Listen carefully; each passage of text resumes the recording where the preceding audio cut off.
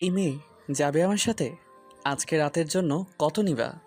বাবু সাহেব, আমাদের তো নির্দিষ্ট কোনো রেট নেই। আপনি বলেন, তারপর আমি বলবো। আরে তোকে বলতেছি না, তুই আগে বল আমার সাথে এক রাতের জন্য যাবি কিনা, তারপর তো বলবো কত নিবি। আপনার সাথে আমি যাব না, কারণ আপনাকে দেখে আমার মনে হচ্ছে আপনি মাতাল। আর মাতালদের সাথে গেলে অনেক মারপিট করে। তুই এখন আমার সাথে যাবি, তোকে আমার পছন্দ হয়েছে দেখেই তো মনে হচ্ছে যে তুই একদম ফুল দিয়ে সাজানো এখনো। সাজানো মনে হবে না কিসের জন্য? আজকে আমি রাস্তায় প্রথম। আপনি যদি আমাকে আজকে নিয়ে যান, তাহলে আপনি আমার প্রথম পুরুষ হবেন। তাই নাকি? তাহলে তুই যত চাইবি আমি তোকে ততই দেব। তোর জন্য আজকে ফ্রি সব কিছু। তুই যেটা চাইবি মন খুলে দেব তোকে। ঠিক আছে, তাহলে আমি এক রাতের জন্য 20,000 টাকা নেব। আপনি যেহেতু বলেছেন আজকের জন্য আমি যেটা চাইবো সেটা, তাহলে আমার 20,000 টাকা লাগবে। ঠিক আছে, কোনো ব্যাপার না, 20,000 টাকা কোনো ব্যাপার হলো? আমার তো একটা কিল করার টাকাও তুই চাইলি না। চল আমার সাথে, আমাকে মজা দিবি, টাকা নিবি, ঝামেলা শেষ। না বাবু সাহেব, আমি তাহলে আপনার সাথে যাব না। আপনি মানুষ হত্যা করেন। আমি আপনার সাথে যাব না বাবু সাহেব। এটা তো আমার জন্য একটা চরিত্র, কিন্তু এখন তো আর একটা চরিত্রে আছি আমি, বুঝিস না কেন? চল, না হলে কিন্তু তোকে মেরে ফেলবো। কোনটা করবি? না না বাবু সাহেব, এমনটা করবেন না। আমি যাচ্ছি আপনার সাথে। আপনি কেন অযথা রেগে যাচ্ছেন? এই তো লক্ষ্মী মেয়ের মতো কথা এত তর্ক করতেছিলি কেন এতক্ষণ? আমার সাথে চল। আপনার সাথে এখান থেকে কত দূরে যেতে হবে? আমি কিন্তু বেশি দূরে যেতে পারবো না, বলে দিচ্ছি আগে থেকে। বেশি দূরে যেতে হবে না, সামনে আমার বাসায়, সেখানে নিয়ে যাব, সকালে উঠে তোকে ছেড়ে দিব, তুই তোর জায়গায় চলে যাবি আর আমি আমার কাজে, ঝামেলা শেষ। আপনি আপনার বাসায় আমাকে নিয়ে যাবেন? আপনার বাবা মা আমাকে দেখলে কি বলবে? আরে সেটা নিয়ে তোকে টেনশন করতে হবে না, আমি এই পৃথিবীতে একা, আমার কেউ নাই রে। কেন বাবু সাহেব? আপনি একা কেন? আপনার বাবা মা কোথায়? তারা কোথায় থাকেন ওনারা? জন্মের পর থেকে একাই বড় হয়েছি, টুকাই থেকে বড় হয়ে গ্যাংস্টার, তারপর এখন এইভাবে বড় হচ্ছে, এইভাবে দিনকাল চলে যাচ্ছে। ও আচ্ছা বাবু সাহেব, তাহলে আপনি একাই থাকতেছেন? আর আপনার সাঙ্গপাঙ্গরা আপনার সাথে থাকে না? তুই আমার কাছ থেকে এত কিছু শুনতে চাচ্ছিস কিসের জন্য? তোকে কিন্তু আমি এবার সত্যি মেরে ফেলবো, আর যদি একটা প্রশ্ন আমাকে করেছিস। বালা রুদ্রকে আর একটা প্রশ্ন করলো না। বালা এসে রুদ্রর গাড়িতে উঠে পড়লো, আর রুদ্র গাড়িতে হাই স্পিডে টেনে বাসার সামনে এসে দাঁড়িয়ে পড়লো। বালাকে গাড়ি থেকে নামতে বলে রুদ্র গাড়িটা পার্কিংয়ে রেখে আসলো। তারপর বালাকে কোলে তুলে নিল। এভাবে বালাকে কোলে তুলে নেবে রুদ্র কখনো কল্পনা করতে পারেনি। বালা বালা হচ্ছে একজন পুলিশ ইন্সপেক্টর। বালা যে সহকর্মী পুলিশ অফিসাররা ছিল, তারা ভুল ইনফরমেশন পেয়ে অন্য একটা বাসায় গিয়ে অ্যাটাক করেছিল। আর এদিকে রুদ্র বালার সাথে সব কিছু করা শেষ করলো, আর বালা কিছুই করতে পারলো না। রুদ্র হচ্ছে এই শহরের সব থেকে বড় মাফিয়া, যাকে চোখে কেউ দেখেনি। রুদ্র শুধু রাতের অন্ধকারে বাসা থেকে বের হয়। রুদ্র দিনের সূর্য চোখে দেখে না, শুধু রাতের চারটা চোখে দেখে। আর আকাশ ভরা তারাগুলো সে চোখ দিয়ে দেখে, দিনের আলো তার চোখে পড়ে না। অনেক দিন থেকে বালা তাকে ধরার চেষ্টা করতেছিল, ধরতে না পেরে শেষ পর্যন্ত এই রাস্তা বেছে নিয়েছে। কিন্তু শেষ পর্যন্ত কোনো লাভ হলো না। শেষ পর্যন্ত তার ইজ্জত হারাতেই হলো সেই গ্যাংস্টারের হাতে। তুই সত্যি একটা মজার জিনিস মাইরি, তোকে কাছে পেয়ে অনেক মজা পেয়েছি। এর আগে কোনো মেয়ের শরীর থেকে এত সুন্দর ঘ্রাণ আমি পাইনি। আমার টাকাটা দিয়ে দেন, আর আমাকে একটু সাহায্য করবেন। আমাকে সেই জায়গায় নামিয়ে দিয়ে আসতে পারবেন? তুই কি পাগল হয়েছিস? আমি তোকে আবার সেই জায়গায় নামিয়ে দিয়ে আসবো? তুই একা চলে যা, আর ভুল করেও তুই এইখানে আসার চেষ্টা করিস না দ্বিতীয়বার। কেন, আমি আসলে সমস্যা আছে? আমি তো আসবো, কারণ আপনাকে আমার না অনেক ভালো লেগেছে। তুই আমাকে হাসাবি না, বুঝছিস? তুই এখনো পর্যন্ত আমার মুখ দেখতে পাসনি, তোর আবার আমাকে ভালো লাগলো কিভাবে? তুই চলে যা। মুখ দেখে কি হবে? সবকিছু দেখে তো ভালো লেগে গিয়েছে। আর মুখ দেখে লাভ কি? শালি, বেশি বকবক করিস না। বেশি বকবক করলে কিন্তু এখান থেকে লাশ হয়ে তোকে বেরিয়ে যেতে হবে, বুঝেছিস? পরে কোনো শিয়াল কুত্তা তোকে কামড়ে চিড়ে খাবে। আপনার তো সাহস কম না। আমাকে গালি দিচ্ছেন কেন? আমি কি ভুল বললাম যে আপনি আমাকে গালি দিচ্ছেন? তোকে গালি দিব না তো ফুল আদর করব। তুই যা এখান থেকে, তোকে ব্যবহার করছি, তোর আর হাফ সেকেন্ড মুখ দেখার ইচ্ছা নেই আমার। যদি বলি আমি এখান থেকে আর কোথাও যাব না, এখান থেকে এখন থেকে এখানেই থাকবো, তাহলে? এই তোর মাথা ঠিক আছে? কি বলতেছিস? আর তুই এখানে থাকবি কিসের জন্য? তোকে আমি কিন্তু সত্যি এবার খুন করে ফেলবো, ভাগ এখান থেকে। এই বালা যখন যেটা বলে সেটাই করে। আমি বলছি না এখানেই থাকবো এখন থেকে, আর এখান থেকে কোথাও যাচ্ছি না আমি। এই তোর মাথা ঠিক আছে? তুই কি বলতেছিস? তুই এখানে থাকবি মানে? তোর মাথা গেছে? তুই এখানে থাকবি কিসের জন্য? আমি তোকে একবার বলছি তোকে আমার ভালো লেগেছে, আর আমি প্রথম তোর সাথে শুয়েছি, আর আমি ভেবেছিলাম যার সাথে প্রথম থাকবো তার সাথে সারা জীবন থাকবো। মানে কি বোঝাতে চাচ্ছিস? তুই পাগল হয়েছিস? তুই কি বলতেছিস আমাকে? তোর মাথা ঠিক আছে? আমি একজন গ্যাংস্টার। আমি কাউকে ভয় পাই না, কারণ আমিও কোটিপতির মেয়ে। আর তুই আমাকে কিডন্যাপ করে রাখ, অনেক টাকা পাবি। তোর টাকাতে আমি হিসো করে দেই, বুঝছিস? তোর টাকা তোর কাছেই রাখ। আমার কাছে যে পরিমাণ টাকা আছে না, তোর 14 গোষ্ঠীকে কিনে নিয়ে রাখতে পারবো আমি। তাহলে কি আর করার? তাহলে আরও যাচ্ছি না আমি এখান থেকে, কারণ আমার বাবার কাছে অনেক টাকা, আপনার কাছে অনেক টাকা আছে। আমি যেখানেই থাকি না কেন টাকা উড়াতে পারবো। এখন যদি আমি তোর বাবাকে খুঁজে বের করে তোর বাবার লাশ বানিয়ে দেই, তাহলে তুই খুশি হবি? হ্যাঁ, আমি অনেক অনেক খুশি হব, কারণ আমার বাবা না আমাকে বিয়ে দিতে চায়, আর আমার না বিয়ে করতে ইচ্ছা নাই। আমার শুধু তোমার মতো গ্যাংস্টারকে পছন্দ। কি বলছিস আবল তাবল কথাবার্তা? তো মাথা ঠিক আছে? তুই উল্টাপাল্টা কি বলতেছিস? আমার মতো গ্যাংস্টার পছন্দ মানে? বালা এখানে একটা মাস্টারমাইন্ড গেম খেলতেছে রুদ্রর সাথে। বালা যেহেতু একবার রুদ্রর গ্যাংয়ে ঢুকে পড়তে পেরেছে, বালা চাচ্ছে রুদ্রের ভিতর থেকে তার ভিতরের খুঁটিনাটি সব কিছু আয়ত্তে নিতে। তাদের কত বড় নেটওয়ার্ক আছে, কে গডফাদার, কার নেতৃত্বে এসব চলতেছে, কে করতেছে, সব কিছু এখান থেকে তদন্ত করতে। তার জন্য তাকে এখন রুদ্রের সাথে থাকতে হবে। তার জন্য রুদ্র যদি তাকে হাজারবার ব্যবহার করে, তাতেও তার কোনো দ্বিধাবোধ নেই। দেশের জন্য সে না হয় নিজেকে উৎসর্গ করে দিবে। যদি এই অবস্থায় রুদ্র তাকে মেরে ফেলে, তাতেও বালার বিন্দু পরিমাণ কোনো আফসোস থাকবে না। বালা শুধু তার কথার জাদুতে একবার রুদ্রকে ফাঁসিয়ে নিতে পারলে তার ছাত্র হারসিল হয়ে যাবে একবারেই। কারণ রুদ্রের উপর কেউ কথা বলতে পারে না এই গ্যাংস্টার জগতে, যতটুকু বালার জানা সেই অনুযায়ী। বালা এটাই ধারণা, কারণ রুদ্র যদি একবার খেপে যায় তাহলে পুরো আন্ডারওয়ার্ল্ড নিস্তব্ধ হয়ে যায়। তার জানা মতে কী আছে এই রুদ্রের মাঝে, তাকে সবটা জানতে হবে রুদ্রের সাথে থেকে, যেহেতু একবার ঢুকে পড়তে পেরেছে রুদ্রের মাঝে। কুত্তার বাচ্চা, তোকে ভালোই ভালোই বলতেছি, তুই এখান থেকে চলে যা। আমি মেয়ে মানুষের গায়ে সহজে হাত তুলি না, বুঝছিস? আমার বাবাও সব সময় আমাকে এই একটা কথাই বলে, যে আমি নাকি কুত্তার বাচ্চা। আমি কোনো ভুল করলে আমাকে এই গালিটা দেয়, তাই আমি অভ্যস্ত। আমার যে এখন কি পরিমাণ রাগ উঠতেছে আমি বলে বোঝাতে পারবো না। তুই যদি এখন আমার চোখের সামনে থেকে চলে না যাস। আমি বললাম তো আমি এখান থেকে কোথাও যাচ্ছি না। মেরে ফেলবেন তো মেরে ফেলেন, মেরে এক পায়ে রাজি। আমার কোনো দ্বিধা নেই। এই পৃথিবীর এত যন্ত্রণা আমি আর নিতে পারবো না। তোর আবার কিসের যন্ত্রণা? তুই আবার এই পৃথিবীতে কি করছিস রে? তোর যন্ত্রণা থাকবে, তুই চলে যা। পৃথিবীতে একটা মানুষ দেখাতে পারবেন যে যন্ত্রণা ছাড়া বেঁচে আছে? আমি একটা মেয়ে মানুষ, আর আমার ভেতর যন্ত্রণা থাকবে না, এটা কেমনে হয়? আমিও তো মানুষ।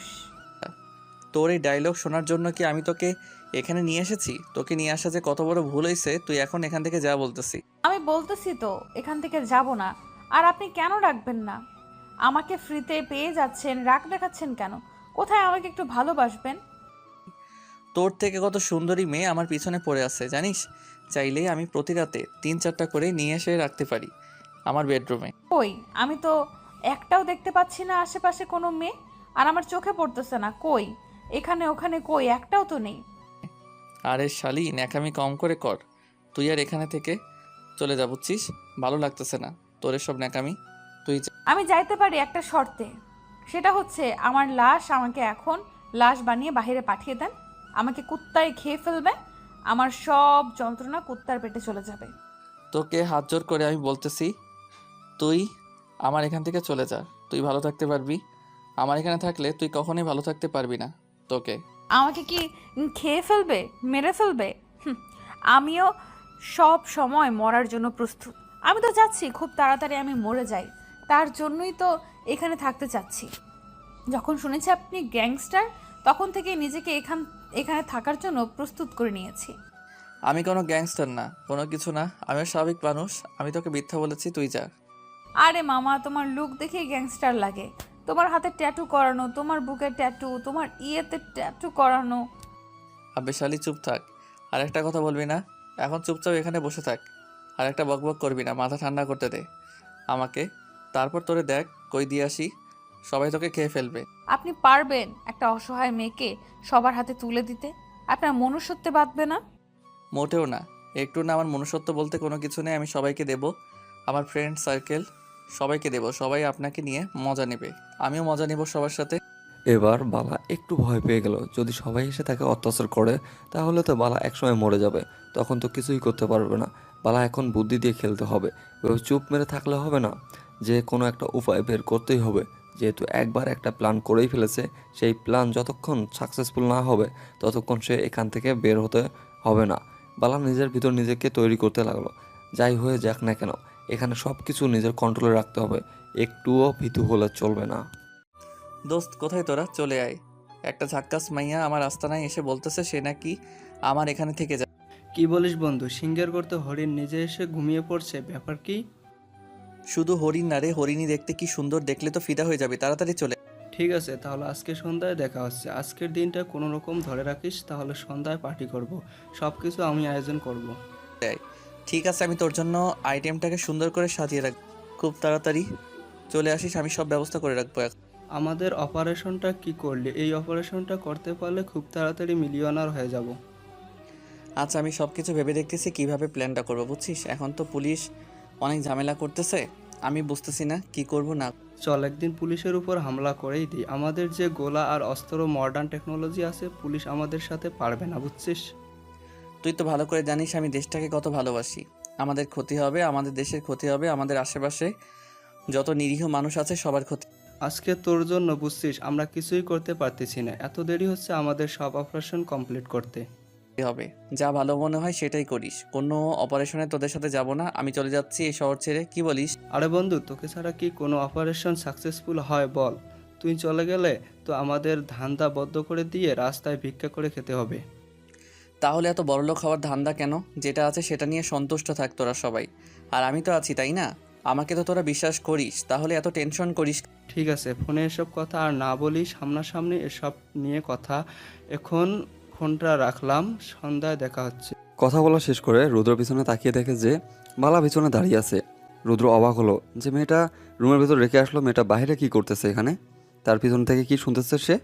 রুদ্র ইচ্ছা করতেছে মেয়েটাকে ফেলে ফেলবে, সব কিছু সমাধান করতে, কিন্তু রুদ্র কেন জানি এই কাজটা করতে পারতেছে না। এখন রুদ্রের এসব করতে বেশি সময় লাগে না, বাট কেন জানি করতে পারতেছে না, কোথায় যেন একটা বাধা কাজ করতেছে রুদ্রের। মেয়ে, তোর এখানে কি? তোকে আমি রুমের ভেতর থাকতে বলে বাইরে এসেছিস কিসের জন্য? এই মিস্টার, আপনি কি মানুষ? রুমের ভেতর তেলাপোকা ভর্তি, আমি থাকবো কিভাবে ওখানে? সেটা তুই ভালো করে জানিস, তুই থাকবি কিভাবে, আমি কি করতে পারি? তোকে রুমে থাকতে বলেছি, রুমে থাকবি, বাইরে আসা নিস। বাইরে আসা নিষেধ বললেই হলো? আমি বাইরে আসবো, আপনার কি? মুখে মুখে তর্ক করবি না, তাহলে কিন্তু মোটেও ভালো হবে না, বলে দিচ্ছি। এক একদম কি মেরে ফেললেন? আমি তো এটার জন্য অপেক্ষা করতেছি, আপনি আমাকে কখন শেষ করে দেন আর আমার কেচ্ছা এই মেয়ে, তুই আমার কাছ থেকে কি চাচ্ছিস বলতো? তোর কিচ্ছা খতম করার খুব ইচ্ছা, তাই আজকে আমার ফ্রেন্ডের ডাকলাম তোকে সন্ধ্যার মধ্যে সব কিছু। আপনার লজ্জা করে না একটা মেয়েকে ফ্রেন্ডদের হাতে তুলে দিতে? আপনি এত নির্লজ্জ, এত বেহায়া! ছি! এখানে নির্লজ্জ বেহায়া হওয়ার কি আছে? ওরা যখন কোনো সুন্দরী রমণী পায় আমার হাতে তুলে দেয়, আমিও আমার খাতিরদারি করতেছি। লজ্জা করে না এসব কথা বলতে মুখ দিয়ে? আর মেয়েদের কি পণ্য মনে হয়? মোটেও না, আমি কিন্তু আপনাকে বারবার বলেছিলাম যে এখান থেকে চলে যান, কিন্তু আপনি কি করতেছেন? এখানে থেকে যাচ্ছেন। সো কি করার, আমরা যেটা প্রতিনিয়ত করি আপনার সাথে সেটাও করব। তোর যতবার খুশি আমাকে ব্যবহার কর, তোর ফ্রেন্ডদের হাতে আমাকে তুলে দিবি কিসের জন্য? তুই তার আগে আমাকে মেরে ফেল, তুই একা খাইতে খাইতে।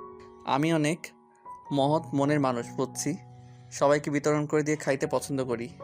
তুই আমার দিকে তাকা, আমাকে দেখে কি তোর নষ্ট মেয়ে মনে হয়? তোকে ভালো লেগেছে তাই তোর সাথে এসেছি। তোকে যে এতবার বলেছি তুই এখান থেকে চলে যা, তাহলে যাচ্ছিস না কিসের জন্য সেটা আমাকে বল। আমার ইচ্ছা করতেছে তোর সাথে কিছুদিন থাকবো, সময় কাটাবো, তারপর চলে যাব। এখন হইছে?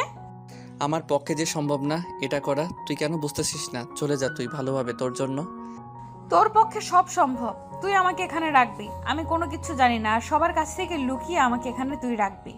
আমি শুধু তোর সাথে সময় কাটাতে চাই, অন্য কারোর সাথে না। এই মেয়ে, তুই কি বোঝাতে চাচ্ছিস বুঝতে পারতেছি না, তুই কি বলতেছিস এসব আবল তাবল কথা? আমি শুধু তোর সাথেই থাকতে চাই, অন্য কারোর সাথে না। তোর সাথে ঘুমাতে চাই, তোর সাথে আমি এই জবাবটা দেখতে চাই না। আমি বুঝলাম না তোর কথা, আমার সাথে এই জগৎ দেখবি মানে কি বোঝাতে যাচ্ছিস তুই? আমিও এই আন্ডারওয়ার্ল্ডের একজন ডন, আমার হাতে অনেক নেটওয়ার্ক আছে, দেখবি? মানে কি বোঝাতে চাচ্ছিস তুই? আর কি আবল তাবল কথা বলতেছিস? তোর মাথা ঠিক আছে? দেখ, কৃষ্ণমূর্তি কাছে একটা বড় গান ডিলার আসতে চলেছে, প্রায় 2 কোটি টাকার উপরে বাজেট হবে। আর হরিমদনের কাছে কিছু অবৈধ মালামাল আমদানি হবে আজকে, প্রায় 5 কোটি টাকার মতো হবে। তুই কে? তোর আসল পরিচয় কি? আর তুই আমার সাথে ছদ্মবেশে এসব করতেছিস কিসের জন্য? তোর স্বার্থ কি এখানে? আমার এখানে কোনো স্বার্থ নেই, আমি শুধু তোকে একটু সাহায্য করতে চাচ্ছি, আর আমি কিচ্ছু চাচ্ছি না।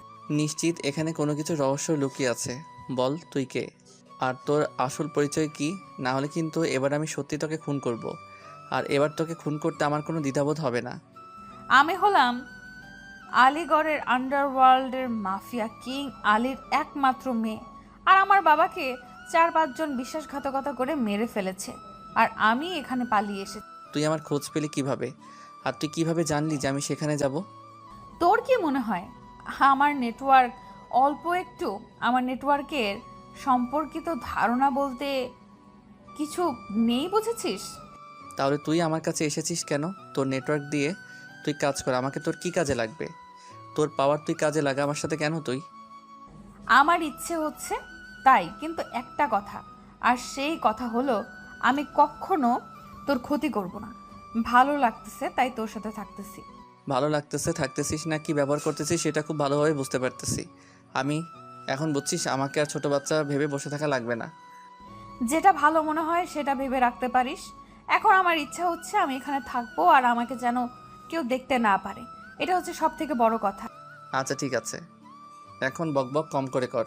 আর তোর কোনো কথা শোনা ইচ্ছা করতেছে না, ভিতরে রুমে যা। আমি একটা মহিলাকে পাঠিয়ে দিচ্ছি ভিতরে। তুই না বলেছিস তোর এখানে কেউ থাকে না, তাহলে মহিলা আসলো কোথা থেকে? খারাপ হতে পারি, অনেক খারাপ, জঘন্যতম খারাপ হতে পারি, কিন্তু কিছু মানুষের কাছে আমি না অনেক ভালো, যারা আমার এক ইশারাতেই পুরো গ্রামটাকে তছনছ করে দিতে পারে, বুঝছিস? বাহ, বেশ ভালো লাগলো তোর ডায়লগটা শুনে, অনেক মজা পেয়েছি, অনেক ভালো লেগেছে, সিনেমার ডায়লগের মতো লাগছে। বেশি কথা না বলে ভিতরে গিয়ে অপেক্ষা কর। আর এখন বের হওয়ার চেষ্টা করবি না, কারণ বাইরে থেকে কিছু লোক আসবে। তোকে দেখলে যদি সমস্যা হয় তুই ভিতরে নিজের সেফটি নিজে রাখিস। আর একটা কথা মাথায় রাখবি, এই ঘরে যেন কেউ প্রবেশ করতে না পারে, সেটা কিন্তু তোর দায়িত্ব। আর আমি তোর অতিথি হয়ে এখানে আছি, অতিথি যতই শত্রু হোক না কেন তাকে কিন্তু প্রোটেক্ট করার দায়িত্ব তোর। কথাটা বলে বালা ভিতরে চলে গেল। আর এদিকে রুদ্র আর আলেয়া চাচিকে ফোন করলো, ভিতরে আসতে বলল। আর আলেয়া চাচি রুদ্রের ফোন পেয়ে তাড়াতাড়ি ভিতরে চলে আসলো। আর ভিতরে এসে রুদ্রের কাছ থেকে সব কিছু বুঝে নিল। তারপর চাচির ভিতরে চলে গেল এবং ভিতরে সব কিছু সেফটি অ্যাক্টিভ করে দিল, যেন ভিতরে কেউ কোনো কিছু করতে না পারে। তারপর আলেয়া চাচি সব কিছু দেখে শুনে ঠিকঠাক করে রেখে রান্নাঘরে বসিয়ে দিল। আর এদিকে রুদ্র মিটিংয়ে বসে পড়লো, সবাই চলে এসেছে। রুদ্র মিটিংয়ে সবার সাথে কথা বলতেছে, এমন সময় তর্ক বেজে গেল একজনের সাথে রুদ্র। তারপর রুদ্র যা বললো যেমন খুশি তেমনে তার এলাকা কন্ট্রোল করতে, যদি কারো এলাকায় কোনো সমস্যা হয় কেউ যেন রুদ্রকে খবর না দেয়, তাহলে তাকে গিয়ে আগে খুন করবে। রুদ্রের কথা শুনে সবাই একদম চুপ হয়ে গেল, কারণ সবাই জানে যে প্রতিদিন সবার এলাকায় একটা না একটা ঝামেলা হয়েই থাকে, আর রুদ্র সে ঝামেলা মিটিয়ে দেয়। বাইরের আক্রমণ ক্রমশ বেড়েই চলেছে। এদিকে বালা এসে আলেয়া আন্টির সাথে গল্প জমিয়ে দেওয়ার চেষ্টা করলো। আচ্ছা আন্টি, আপনি রুদ্রের কি হন, আর রুদ্র আপনাকে চেনে কিভাবে? এই মেয়ে, তোর এত বড় সাহস কি করে হয় আমাকে প্রশ্ন করছিস, যেখানে রুদ্র আমাকে প্রশ্ন করে না? এটা কেমন কথা? আমি চুপ করে থাকতে পারি না যে এটা আমার বদ অভ্যাস, যার সাথে পাই তার সাথেই বকবক করি। চিরদিনের জন্য যেদিন মুখটা বন্ধ করে দেব না, সেদিন থেকে আর বকবক করতে পারবি না, তাই চুপচাপ গিয়ে বসে থাক।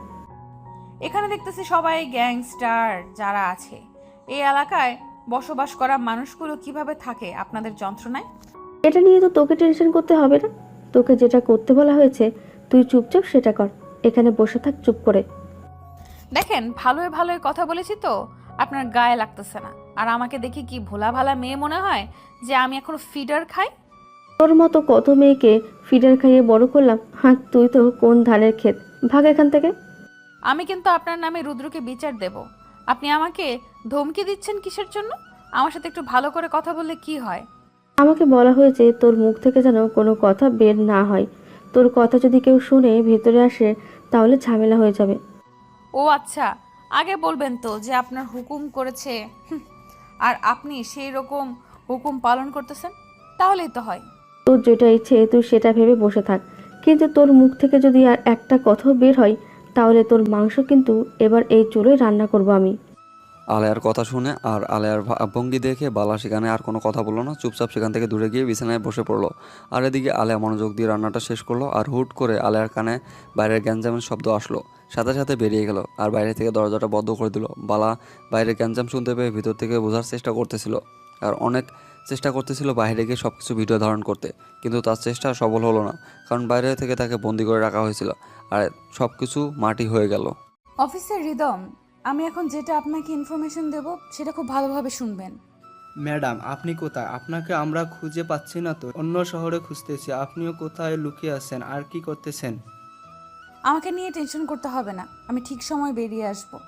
কিন্তু আমি তোমাকে যে ইনফরমেশনগুলো দিব সেগুলো সংরক্ষণ করে রাখবে, আর যখন যেটা লিক করতে বলবো ঠিক তখন সেটা লিক করবে, তার আগে না। ঠিক আছে ম্যাডাম, কিন্তু আপনি এখন কোথায় আছেন? আপনাকে নিয়ে সবাই টেনশন করতেছে, আর আপনার ফ্যামিলি তো সবাই অনেক টেনশনে আছে।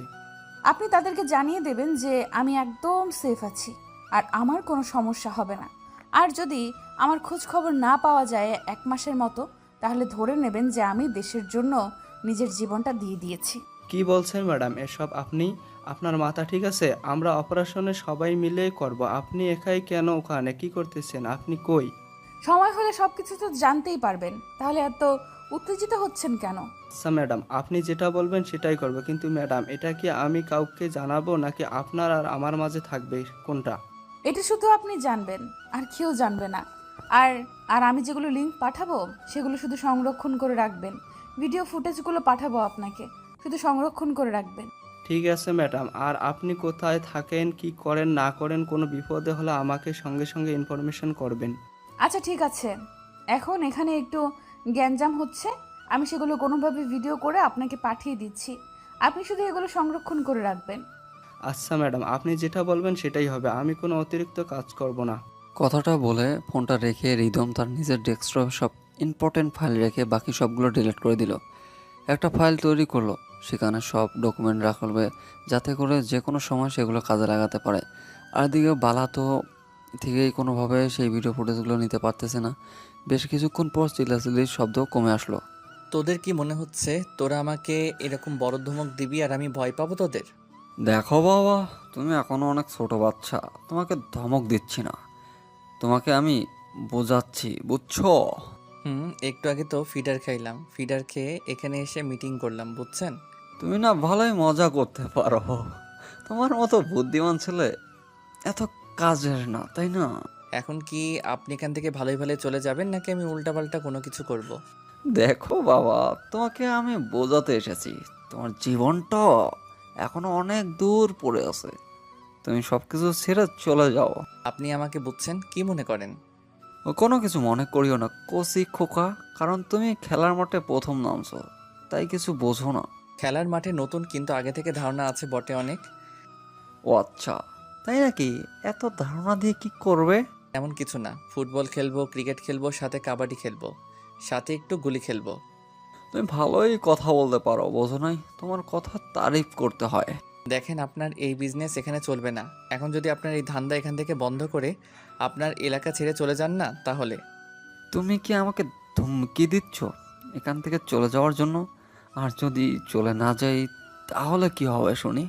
মুখ দিয়ে বলে কি লাভ যদি করে দেখাতে না পারি? তাই না, তার থেকে ভালো আপনাকে 3 দিন পর দেখিয়ে দেব কি হয়। তোমার দম আছে বলতে হবে, আমি দেখার জন্য বিজনেসটা এখানে করতেছি, তুমি দেখি 3 দিন পর কি করতে পারো। কথাটা বলে কালো সানগ্লাস চোখে লাগিয়ে কমল সেখান থেকে চলে গেল। আর এদিকে রুদ্র মুচকি হাসি দিল, একটা ছোট ভাইয়ের দিকে তাকিয়ে একটা দুষ্ট মিষ্টি হাসি দিল। তারা সব কিছু বুঝে গেল যে কি করতে হবে এখন তাদের। তারা চুপচাপ সেখান থেকে বেরিয়ে গেল আর সবাইকে খবর দিল যে বড় ভাইদের আদেশ এসে গিয়েছে, সবাইকে কাজে নামতে হবে 3 দিন পর। সবাইকে অস্ত্র রেডি রাখার জন্য আর ময়দানে নামার জন্য নিজেদের প্রস্তুত করতে 3 দিন সময় দেওয়া হলো। আরে রুদ্র, মাথা ঠান্ডা করে কাজ করো, এরকম করলে তো চলবে না, তাই না? আপনি তো সব শুনলেন, সে আমাকে কাছে চ্যালেঞ্জ করে গেল, সে নাকি আমাকে টেক্কা দিয়ে এখানে ধান্দা করবে। ধান্দা করতে দাও না কেন? তুমি তো দেখে একটু অবুঝ হয়ে গিয়েছো। অনেকদিন থেকে গ্রামের মানুষগুলো ফ্রিতে কোনো কিছু পাচ্ছে না, এই 3 দিন তাদেরকে একটু হুকুম দাও, তারাও ফ্রিতে কিছু। আপনি তাহলে আপনার কাজটা চালিয়ে যান, গ্রামের মানুষদের বলে দেন আপনি তো গ্রামের সর্দার। ঠিক আছে, তাহলে আমি এখন বেরিয়ে যাচ্ছি। আর মেয়েটার জন্য রান্না করে রেখে দিয়েছি। তুমি যেটা বলেছিলে সেটাই করেছি। ধন্যবাদ আন্টি। আর মেয়েটা কি আপনার সাথে কোনো কিছু শেয়ার করার চেষ্টা করেছে? তেমন কিছু বলে নাই, বাট মেয়েটা অনেক বাচাল, বুঝছো? অনেক কথা বলে, সহ্য হয় না এত কথা বলা। দেখি সে নাকি গ্যাংস্টারের মেয়ে, দেখি কোন ফায়দা লুটে নিতে পারে কি না, তারপর না হয় ছুঁড়ে ফেলে দেব। আমার কেন জানি এখানে একটা রহস্যের গন্ধ নাকে আসতেছে, বুঝছো? একটু দেখে শুনে সাবধানে কাজ করো, তারপর দেখা যাক কি হয়। আমি আমার মরণকে ভয় করি না। তোমরাগুলা থাকতে যদি আমাকে মরে যেতে হয় অন্য কারো হাতে, তাহলে এর থেকে বড় আফসোস আমার কিছু থাকবে না। দেখো বাবা, আমাদের সামনে দিয়ে তোমাকে এসে কেউ মেরে ফেলবে, সেই কলিজা এই পৃথিবীর বুকে কারো হয়নি। কিন্তু তোমার ভিতরের মানুষ যদি তোমার কোনো ক্ষতি করে বাবা, আমরা তো কোনো কিছু করতে পারবো না। সেটা তুমি দেখে শুনে থাকবে। আর কাছের মানুষ বানানোর আগে হাজারটা পরীক্ষা করে নিবে। আমার কাছের মানুষ বলতে শুধু আপনি। আপনি আমার মনের খবরগুলো জানেন, তাছাড়া হয়তো কেউ জানে না, সেটা আপনি খুব ভালো করেই জানেন। বাবা, তুমি এখন যে বয়সটাতে আছো না, সেই বয়সটাতে তোমার নানা ধরনের আবেগ সৃষ্টি হবে। তোমার ভালোবাসার মানুষ হবে। এরকম কোনো কিছুই হবে না। যদি এরকম কোনো কিছুই হয় তাহলে আমি নিজেই নিজেকে শেষ করে দেব, কারণ ভালোবাসার মায়ায় আমি নিজেকে জড়াতে চাই না। আচ্ছা বাবা, আমি সেটা দেখে নেব। এখন আমি যাচ্ছি। আর তোমার কাজগুলো আমি করে দিয়েছি। আর কোনো কিছু প্রয়োজন হলে অবশ্যই ফোন করবে আমাকে। কথাটা বলে আলেয়া আন্টি মুচকি হাসি দিয়ে সেখান থেকে চলে গেল। এদিকে রুদ্র ভিতরে চলে আসলো, এসে দেখে বাইরে থেকে রুমের দরজা দেওয়া। তারপর রুদ্র এসে রুমের দরজা খুলে দিল। রুমের দরজা খোলা দেওয়ার সাথে সাথেই ভিতর থেকে বালা এসে রুদ্রর কলার চেপে ধরলো। আপনি নিজেকে কি মনে করেন শুনি? তোর আবার কি হলো? এরকম করে রেগে যাচ্ছিস কিসের জন্য শুনি? তুই আমাকে রুমের ভেতর বন্দি করে রেখেছিস কিসের জন্য? সেটা আগে বল আমাকে। আমার ইচ্ছে হয়েছে করেছি, আমি তো কাউকে কৈফিয়ত দিতে পারবো না। এখন তাড়াতাড়ি খাওয়া দাওয়া করে ঘুমিয়ে পড়। তোর এখানে আছি, তুই আমাকে ব্যবহার করতেছিস, যেটা খুশি করতেছিস, তাই বলি কি আমি সব কিছু তোর কথা মতো করব? এখন কি করবে সেটা ব্যক্তিগত তোর ব্যাপার, কিন্তু আমার যেহেতু তুই অতিথি, তাই অতিথি দেখাশোনা করার দায়িত্ব তো আমার, তাই না? এখন তো ইচ্ছে করতেছে তোকে খুন করে ফেলতে। তুই আমাকে রুমের ভেতরে এরকম করে বন্দি করে রাখলে আমি নিঃশ্বাস নিতে পারবো? আসলে মেয়ে মানুষ না, কখন যে নিজের জবানটা পাল্টে ফেলে আমি নিজেও বুঝি না। তুই একটু আগে বলেছিস তোর সমস্যা হবে, তাই তোকে আমি বন্দি করে রেখেছি। আর তুই এখন বলতেছিস তোকে আমি কেন রুমের ভেতর বন্ধ করে রেখেছি। হয়েছে, আর বাহানা দেখাতে হবে না। এখন চুপচাপ আমার বিছানা ঠিক করে দাও, আমি ঘুমাবো। তুই কাকে কি বলতেছিস? তোর মাথা ঠিক আছে? তুই আমাকে বলেছিস বিছানা ঠিক করে দেওয়ার কথা। এখানে তুই ছাড়া অন্য কেউ নেই, তাই তোকেই বলতেছি। আর এরকম ভাবনা আর কি আছে? তুই হয়তো ভুলে যাচ্ছিস আমি কে, আর তোর কাজ করে দিব। তোর কি মনে হয়? দেখ, আমি এত বড় হয়েছি, জীবনে কোনো কাজ নিজে করিনি। আর আজকে এখানে বিপদে পড়েছি বিধায় তুই আমার সাথে এরকম করছিস। শালি, আমি তোকে এখানে নিয়ে এসেছি না তুই আমার সঙ্গে এসেছিস, কোনটা? না হয় আমি তোর সাথে, তাই তুই আমার সাথে যা ইচ্ছা করছিস তাই করতে পারিস না, তাই না? এখান থেকে চলে যাবি কালকে। কে? সন্ধ্যার বাইরে ছেড়ে দিয়ে আসবো, তুই চলে যাবি এখান থেকে। বিপদের সময় কেউ কাউকে সাহায্য করতে চায় না, এটা বললেই তো পারিস। চলে যাব, সমস্যা নেই। কথাটা বলে বালা কান্না করতে করতে বিছানায় গিয়ে শুয়ে পড়লো। আর রুদ্র পড়ে গেল মহাবিপদে। জীবনে কোনো মেয়ের সাথে এরকম ঘটনা ঘটেনি তার জীবনে। আজকে প্রথম সে কী করবে না করবে বুঝে উঠতে পারতেছে না। রুদ্র ইচ্ছা করতেছে মেয়েটাকে শেষ করে দিতে, কিন্তু পারতেছে না কোনো একটা অজানা কারণে। তারপর চুপচাপ বিছানায় গিয়ে এক সাইডে বসে পড়লো। রুদ্র মনে করেছিল যে এমনিতেই হয়তো রাগ করে আছে, কিন্তু গিয়ে দেখে সত্যি সত্যি ফপিয়ে ফপিয়ে কান্না করতেছে বালা। এই মেয়ে, এমন কি বলেছি যার জন্য এইভাবে কান্না করতে হবে? তাড়াতাড়ি উঠে খাবার খেয়ে নে। আমার ইচ্ছা, আমার যখন ক্ষুধা লাগবে তখন আমি খেয়ে নেব, কাউকে এখানে নজরদারি করতে হবে না। মাথা গরম আছে আজকে, তুই যদি আরেকটু মাথা গরম করিস তাহলে কখন যে কি হবে। তোর মাথা গরম তাতে আমার কি হয়েছে? আমার মাথা কি ঠান্ডা আছে? তুই আমার চোখের সামনে থেকে চলে যা, তোকে আমি দেখতে চাচ্ছি না এখন। দেখতে হবে না, তুই এখন খাবার খেয়ে নিয়ে তোর যেটা খুশি সেটাই করতে পারিস। অতিথি বলে কথা, না খেলে কেমন হয় না? বেহায়ার মতো আমার সাথে কথা বলতে হবে না। তুই এখন এখান থেকে চলে যা, বুঝছিস? আমার সাথে এখন আর তোকে কথা বলতে হবে না। দেখ, কিন্তু কিন্তু কোনো মেয়ের সাথে এরকম মানে কথা বলিনি, প্রথম তোর সাথে আমি কথা বলেছি। এখন যদি তুই ইগো দেখাতে এসেছিস আমাকে, তাহলে তুই থাক। একটা মেয়ে রাগ করে আছে, কান্না করতেছে, ক্ষুধা লাগছে, তার কই খাবার দিবি, সেটা না করে রাগ দেখিয়ে চলে যাচ্ছে। ঠেকা বসছে কাউকে খাওয়াই দিতে, জীবনের কেউ আমাকে খাওয়াই দিল না, আমি কাউকে খাওয়াই দিলাম না। আজকে কোথাকার কোন মেয়েকে নাকি আমি খাওয়াই দিব। 2 দিন হলো এখানে আছি, আর আপনি আমার সাথে সময় কাটিয়েছেন, আর এখন বলছেন চেনেন না, খাওয়াই দিতে পারেন না। মেয়ের সাথে সময় কাটিয়েছি তার জন্য কি সবাইকে খাইয়ে দিতে হবে? এরকম তো কোনো কথা না। সবার সাথে তো আর আমাকে তুলনা করলে চলবে না। আমি স্পেশাল কিছু, তাই আমাকে স্পেশালভাবেই মেনটেন করতে হবে। কিসের স্পেশাল বুঝলাম না। আর আমার জীবনে কোনো স্পেশাল বলতে কোনো কিছু নেই। সবাই সমান, সব মেয়ে সমান। টাকা দিলে সবাই আসবে, টাকা না দিলে কেউ আসবে না। সব মেয়েরা রাতে আসে, রাতের কাজ করে রাতের টাকা নিয়ে চলে যায়। আমি কিন্তু যাইনি। সমস্যা? তুই যাবি কিভাবে? এখান থেকে তো সুবিধা নিচ্ছিস। তোর যা খুশি তাই ভাবতে পারিস। এখন তোকে আমাকে খাইয়ে দিতে হবে, সব থেকে বড় কথা এটা। আমি পারবো না তোকে খাইয়ে দিতে। তোর যা করার তুই তাই করতে পারিস, কিন্তু আমি তোকে খাওয়াতে পারবো না। তোকে বলছি না তুই এখন আমাকে খাইয়ে দিবি, তো খাইয়ে দিবি। এর থেকে বেশি কথা শুনতে চাই না। এক কথার মানুষ, আমি বলছি খাওয়াতে পারবো না। পারবো না, তুই নিজের হাতে খেয়ে নে, না হলে এমনই থাক। আচ্ছা, তোর মাঝে কি মনুষ্যত্ব বলতে কিছু নেই? আমি একটা মেয়ে মানুষ, তাই না? জানি তুই একটা মেয়ে মানুষ, কিন্তু তুই যদি এখন নিজেকে হিজড়া বলে দাবি করিস তো আমি মানতে পারবো না, তাই না? মুখে লাগাম দিয়ে কথা বল। এরকম ভাবে কথা বললে কিন্তু তোকে আমি... তুই আমার কোনো কিছুই করতে পারবি না, অযথা চিল্লিয়ে লাভ নাই। এর থেকে তুই ডিম পার এখানে বসে বসে। এবার কিন্তু সত্যিই খুব খারাপ হয়ে যাচ্ছে।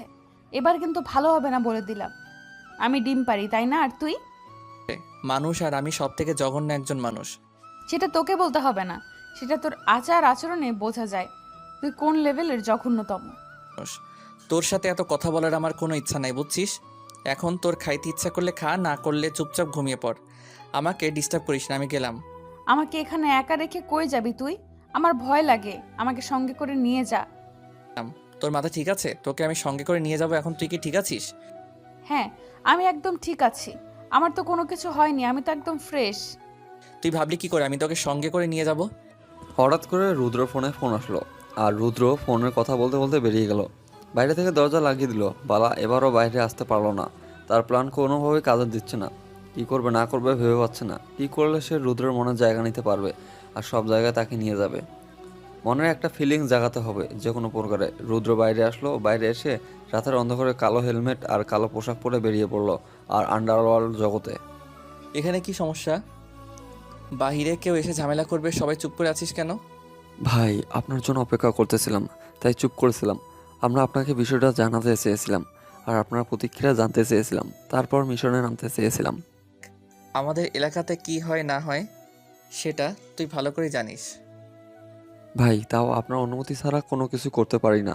পরে আবার আপনার উপর কোনো চাপ আসলে? সেটা আমি দেখে নেব। যারা একটু বার্গেনিং করবে এখানে এসে, তাদের সাথে সাথেই। ভাই, বুঝতে পেরেছি, আর বলতে হবে না। নেক্সট টাইম থেকে আর এরকম হবে না। সাথে সাথেই কাজ শেষ করে দেব। মিশন আর এই বাকের চাচার জমির সমস্যার সমাধানটা হয়েছে নাকি এখনো হয়নি? ওইখানে একটু সমস্যা আছে। বাকের চাচার ছেলে বাকের চাচার সাথে বেইমানি করেছে। পুলিশ, এখানে তো কাহিনী ইন্টারেস্টিং। হয়ে বাপের সাথে বেইমানি করলো কেন? বাকের চাচা চেয়েছিল তার মেয়েকে অর্ধেক সম্পত্তি দিতে, কিন্তু তার ছেলে মানতে পারতেছিল না। তার জন্যই বেইমানি করে সম্পূর্ণ জমিটা তার নামে লিখে নিয়েছে। তাহলে সেখানে আর আমাদের কি করার? তাদের বাপ ছেলের সম্পর্কের মধ্যে এটা হয়ে গিয়েছে, আমরা তো সেখানে কিছু বলতে পারি না। তাদের ফ্যামিলিগত সমস্যা। কিন্তু ভাইয়া, এখানে একটা সমস্যা আছে। আমাদের যে পাশের এলাকার সুজন ভাই আছে না, সেই সুজন ভাই আবার বাকের চাচার ছেলের সাথে চিটারি করে সম্পূর্ণ জমিটা দখল নিয়েছে। এখানে আমার কি করার? ছেলে বাপের সাথে বেইমানি করেছে, আর বেইমানের ফল এখন সে ভোগ করতেছে। করতে থাকুক। কিন্তু বাকের চাচা আমার সাথে এসে দেখা করে আপনার সাথে দেখা করার জন্য। কিন্তু আমি আর কতদিন এটা সহ্য করব? পাকের চাচাকে আসতে না বলে তার ছেলেকে আসতে বলিস, কিছুক্ষণ পিটাবি, তারপর তার সাথে কথা বলবো। আচ্ছা ভাই, আপনি যেটা বলবেন সেটাই। এখন ভাইয়া, আপনি কোথায় যাবেন? নাকি বাসায় ফিরে যাবেন? আমাকে নিয়ে টেনশন করতে হবে না, আমার কোনো কিছু হলে সাথে সাথে সিঙ্গেল পেয়ে যাবে আর লোকেশন পেয়ে যাবে, চলে আসিস। আচ্ছা ভাইয়া, ঠিক আছে, তাহলে আমরা আমাদের কাজে লেগে পড়ি আর খুব তাড়াতাড়ি কাজটা শেষ করে বাসায় চলে আসবো। নে এখানে দেখ 2 লাখ টাকা আছে, তুই 50,000 টাকা নিবি, বাকি টাকা তোর ছেলে পেলেদের দিয়ে দিস। ভাইয়া এত টাকা তো এখন লাগবে না, যখন লাগবে তখন চেয়ে নেব, এখন আছে। যখন যেটা দেবো সেটা নিয়ে রেখে দিবি, সময় হলে কাজে লাগবে, বুঝছিস? কখন আমার হাত ফাঁকা হয়ে যায় বলা তো যায় না। রুদ্র সেখানে আর বেশিক্ষণ দেরি করলো না, তার গাড়িটা নিয়ে সে তার অন্য একটা স্থানে গেল। সেখানে মেয়ে বান্ধবীর অভাব নেই, মন খারাপ হলে এখানে চলে আসে আর যার সাথে খুশি তার সাথে গিয়ে রুমে গিয়ে মজা নিয়ে আড্ডা দেয়, তারপর বেরিয়ে যায়। আজকে এমনিতেই এসেছে এখানে দেখাশোনা করার জন্য, কার সাথে রাত কাটানোর জন্য না, কারণ ঘরে একটা আছে, মন চাইলে তার সাথেই থাকতে পারবে। কি, আমার আজকে মুড অফ কেন? চলো আমার রুমে। এমনি আসলাম এখানে, আর আজকে কারো রুমে যাব না, আজকে এখানে সবার সাথে কিছু কথা আছে। কেন, কোনো কিছু হয়েছে নাকি? আর সবাইকে কি খবর দেব? সমস্যা? আছে আরে ধুর, কোনো সমস্যা নাই, এমনিতেই অনেক দিন থেকে তো আসা হয় না, প্রায় 1 সপ্তাহ হয়ে গেল, তাই ভাবলাম একটু খোঁজ খবর নেই, আর কোনো কিছু লাগলে দিয়ে দেই। কিছুদিন আগেই তো 5 লক্ষ টাকা দিলি এখানে, আর এখন কারো কিছু লাগবে না মনে হয়। বলা যায় না, কখন আবার ফকির হয়ে যাই। বর্তমান যে উপদ্রব চলছে আমার উপর, সবাই আমাকে নিয়ে যে ষড়যন্ত্র করতেছে, বেঁচে থাকি না মরে যাই। এসব কথাবার্তা বাদ দে, এখন রুমে চল, তোকে একটু মাসাজ করে দেই। খারাপ লাগতেছে, একটু মাথাটা ব্যথা করতেছে, চল তাড়াতাড়ি শেষ করি। আর কতদিন এইভাবে? একটা বিয়ে করে নে, তাহলে তো পার্মানেন্ট একজন পেয়ে যাবি, তাই না? থাকতে আবার বিয়ে করা লাগে কিসের জন্য শুনি? তো আছিস একসাথে। এইভাবে কি জীবন চলে? আমরা না হয় এই পথে এই লাইনে কাজ করি, আমাদের চলতেছে, কিন্তু তুই তার জন্য এরকম ভাবে থাকবি কেন? সব জ্ঞান দিবি না, বুঝছিস? এখন কাজ করতেছিস, কাজ কর। আর এখন এরকম কথা বললে কিন্তু মুড নষ্ট হয়ে যাবে। বেশ কিছুক্ষণ দুজনে একসাথে সময় পার করলো, করার পর রুদ্র সেখান থেকে বেরিয়ে আসলো আর আসার সময় সবাইকে ডেকে নিল। প্রায় 15 থেকে 20 জন নারী সেখানে থাকে আর সবাই রুদ্রকে দেখে রুদ্রের কাছে এসে পড়লো। অনেকদিন পর রুদ্রকে দেখতেছে, 1 সপ্তাহ তাদের কাছে অনেক দিন, কারণ ওদের কাছে রুদ্র প্রতিনিয়ত যাওয়া আসা করতো, কিন্তু 1 সপ্তাহ ধরে আসতেছে না। তারপর রুদ্র সবাইকে সবকিছু খুলে বলে দিল, তারপর কিছু টাকা ধরিয়ে দিল সবাইকে। তারপর বাইক নিয়ে রুদ্র সেখান থেকে সোজা বাসার উদ্দেশ্যে রওনা দিল। বাসায় এসে দেখে পুরো বাড়ি অন্ধকার কুটকুটে হয়ে আছে, কারেন্ট আছে কিন্তু বাড়ির ভিতর লাইট অফ কিসের জন্য সবগুলো। রুদ্র তার হাতে পিস্তলটা নিয়ে নিল এবং ধীরে ধীরে বাসার ভিতরে প্রবেশ করলো আর সব লাইটগুলো জ্বালিয়ে দিল। দেখলো কোথাও কেউ নেই, ভালোভাবে তারপর সিসিটিভি ফুটেজ চেক করলো, কোনো কিছুই দেখতে পেলো না। তাহলে বাসার বাল্বগুলো অফ করলো কে? তারপর রুদ্র মনে হলো সে তো বিকেলে বেরিয়ে গিয়েছিল আর বাল্বগুলো তো জ্বালায়নি, আর মেয়েটা তো বন্দি রুমে আছে। মেয়েটার কথা মনে পড়তেই তাহাদের রুমের ভিতর চলে আসলো রুদ্র। আপনি ঠিক আছেন? এভাবে শুয়ে আছেন কিসের জন্য? এখানে আর আপনাকে দেখে এরকম লাগতেছে কিসের জন্য? আপনি এসেছেন? প্লিজ, আমার খুব ভয় লাগতেছে এখানে একা। আমি চারিদিকে কেমন ভুতুরে একটা ভাব। আশেপাশে কোনো ভূত নেই, এত ভূতের ভয় পেতে হবে না। আর আমি চলে এসেছি, এখন বলেন কি হয়েছে? আপনি এত নিষ্ঠুর, এত পাষাণ আমি জানতাম না, বিশ্বাস করেন। আপনি আমাকে একা রেখে গিয়েছেন তো গিয়েছেন, এখন রাত 10টা বাজে। এত তাড়াতাড়ি বাসায় ফিরে এসেছি, এটা আপনার জন্য মঙ্গলকর, বুঝছেন? এত তাড়াতাড়ি বাসায় ফ্রি না। আপনার বোঝা উচিত ছিল বাসায় একলা একটা মেয়ে আছে, তার ভয় লাগতে পারে। আর আপনি লাইটগুলো কোথায় কি রেখেছেন কিছুই খুঁজে পাচ্ছিলাম না, ভয়ে তো আমি শেষ। বেঁচে তো আছেন, মরে তো যাননি। মরে গেলে তো ঝামেলাটা অর্ধেক শেষ হইতো, তাই না? তাহলে আপনি আমাকে মেরে ফেলতে চাচ্ছেন? এইভাবে ভয় দেখিয়ে মেরে ফেলার থেকে ডিরেক্ট মেরে ফেলান, ঝামেলা শেষ হয়ে যাক, তাই না? আরে রেগে যাচ্ছেন কিসের জন্য? আর অবশ্যই আপনাকে রাগী অবস্থায় দেখতে অস্থির মানে অসাধারণ লাগে আমার কাছে, বুঝছেন? আপনার এই রাগী লুকটা দেখার জন্য আপনাকে রাগিয়ে দিই আমি। এখন মজা নেওয়া হচ্ছে, তাই না? আমি এখানে ভয়ে মরে যাচ্ছি আর আপনি আমাকে সান্ত্বনা না দিয়ে মজা নিচ্ছেন। আমি কি করব? আপনি তো ভয়ে কান্না করতেছেন, আর আমি আপনাকে কি সান্ত্বনা দেব? আপনি ছোট বাচ্চা যে আপনাকে কোলে তুলে নিয়ে সান্ত্বনা দেব? চাইলে কিন্তু সেটাও করতে পারেন, আমি কিন্তু মানা করব না। আর আমার খুব ক্ষুধা লেগেছে। আমি না আপনাকে বলেছি খেয়ে নিতে, আপনি এখনো না খেয়ে আছেন কিসের জন্য? আমি কিন্তু আপনাকে বলেছি আমি খেতে পারি না নিজের হাতে, আমাকে সব সময় আমার বাবা খাইয়ে দিত। তাহলে এখন এখানে পড়ে আছেন কিসের জন্য? আপনার বাবার কাছে যান, আপনার বাবা আপনাকে খাইয়ে দিবে, আমি তো পারবো না। আমার বাবা থাকলে হয়তো আজকে আমি আপনার এখানে এসে আমি এভাবে পড়ে থাকতাম না। আর আপনার এরকম অবহেলাগুলো সহ্য করতাম না, বুঝছেন? আজকে আমি অসহায় তার জন্য। সরি, ভুলে গিয়েছিলাম, মাফ করবেন। আমি আসলে এভাবে বলতে চাইনি। আচ্ছা ঠিক আছে, আমি খাইয়ে দিচ্ছি। ঠিক আছে, লাগবে না খাইয়ে দেওয়া। আসলে আমি কখনো নিজের হাতে খাইনি তো, তাই ঠিক মতো খাইতে পাই না। কিন্তু আজকে থেকে শিখে নেব, সমস্যা নেই। আমি কখনো কাউকে খাইয়ে দেইনি, তার জন্য আমার লজ্জা লাগতেছিল। আমি এখন খাইয়ে দিচ্ছি, কালকে থেকে শিখে নিয়েন, বুঝছেন? আজকে আমি খাইয়ে দিচ্ছি, সমস্যা নাই। আর যদি আমার বাবা বেঁচে থাকতো তাহলে হয়তো আমাকে এই দিনগুলো দেখতে হতো না, হয়তো আমাকে এইভাবে লুকিয়ে থাকতে হতো না। চার দেওয়ালের মাঝে আমি কখনো এইভাবে চার দেওয়ালের মাঝে লুকিয়ে থাকিনি। ঠিক আছে, মন খারাপ করতে হবে না। কালকে থেকে আমি আপনাকে একবার হলে বাইরে নিয়ে যাব আর ঘুরিয়ে নিয়ে আসবো। আপনার মন হালকা হবে। ধন্যবাদ আপনাকে আমাকে এইভাবে স্বস্তি দেওয়ার জন্য।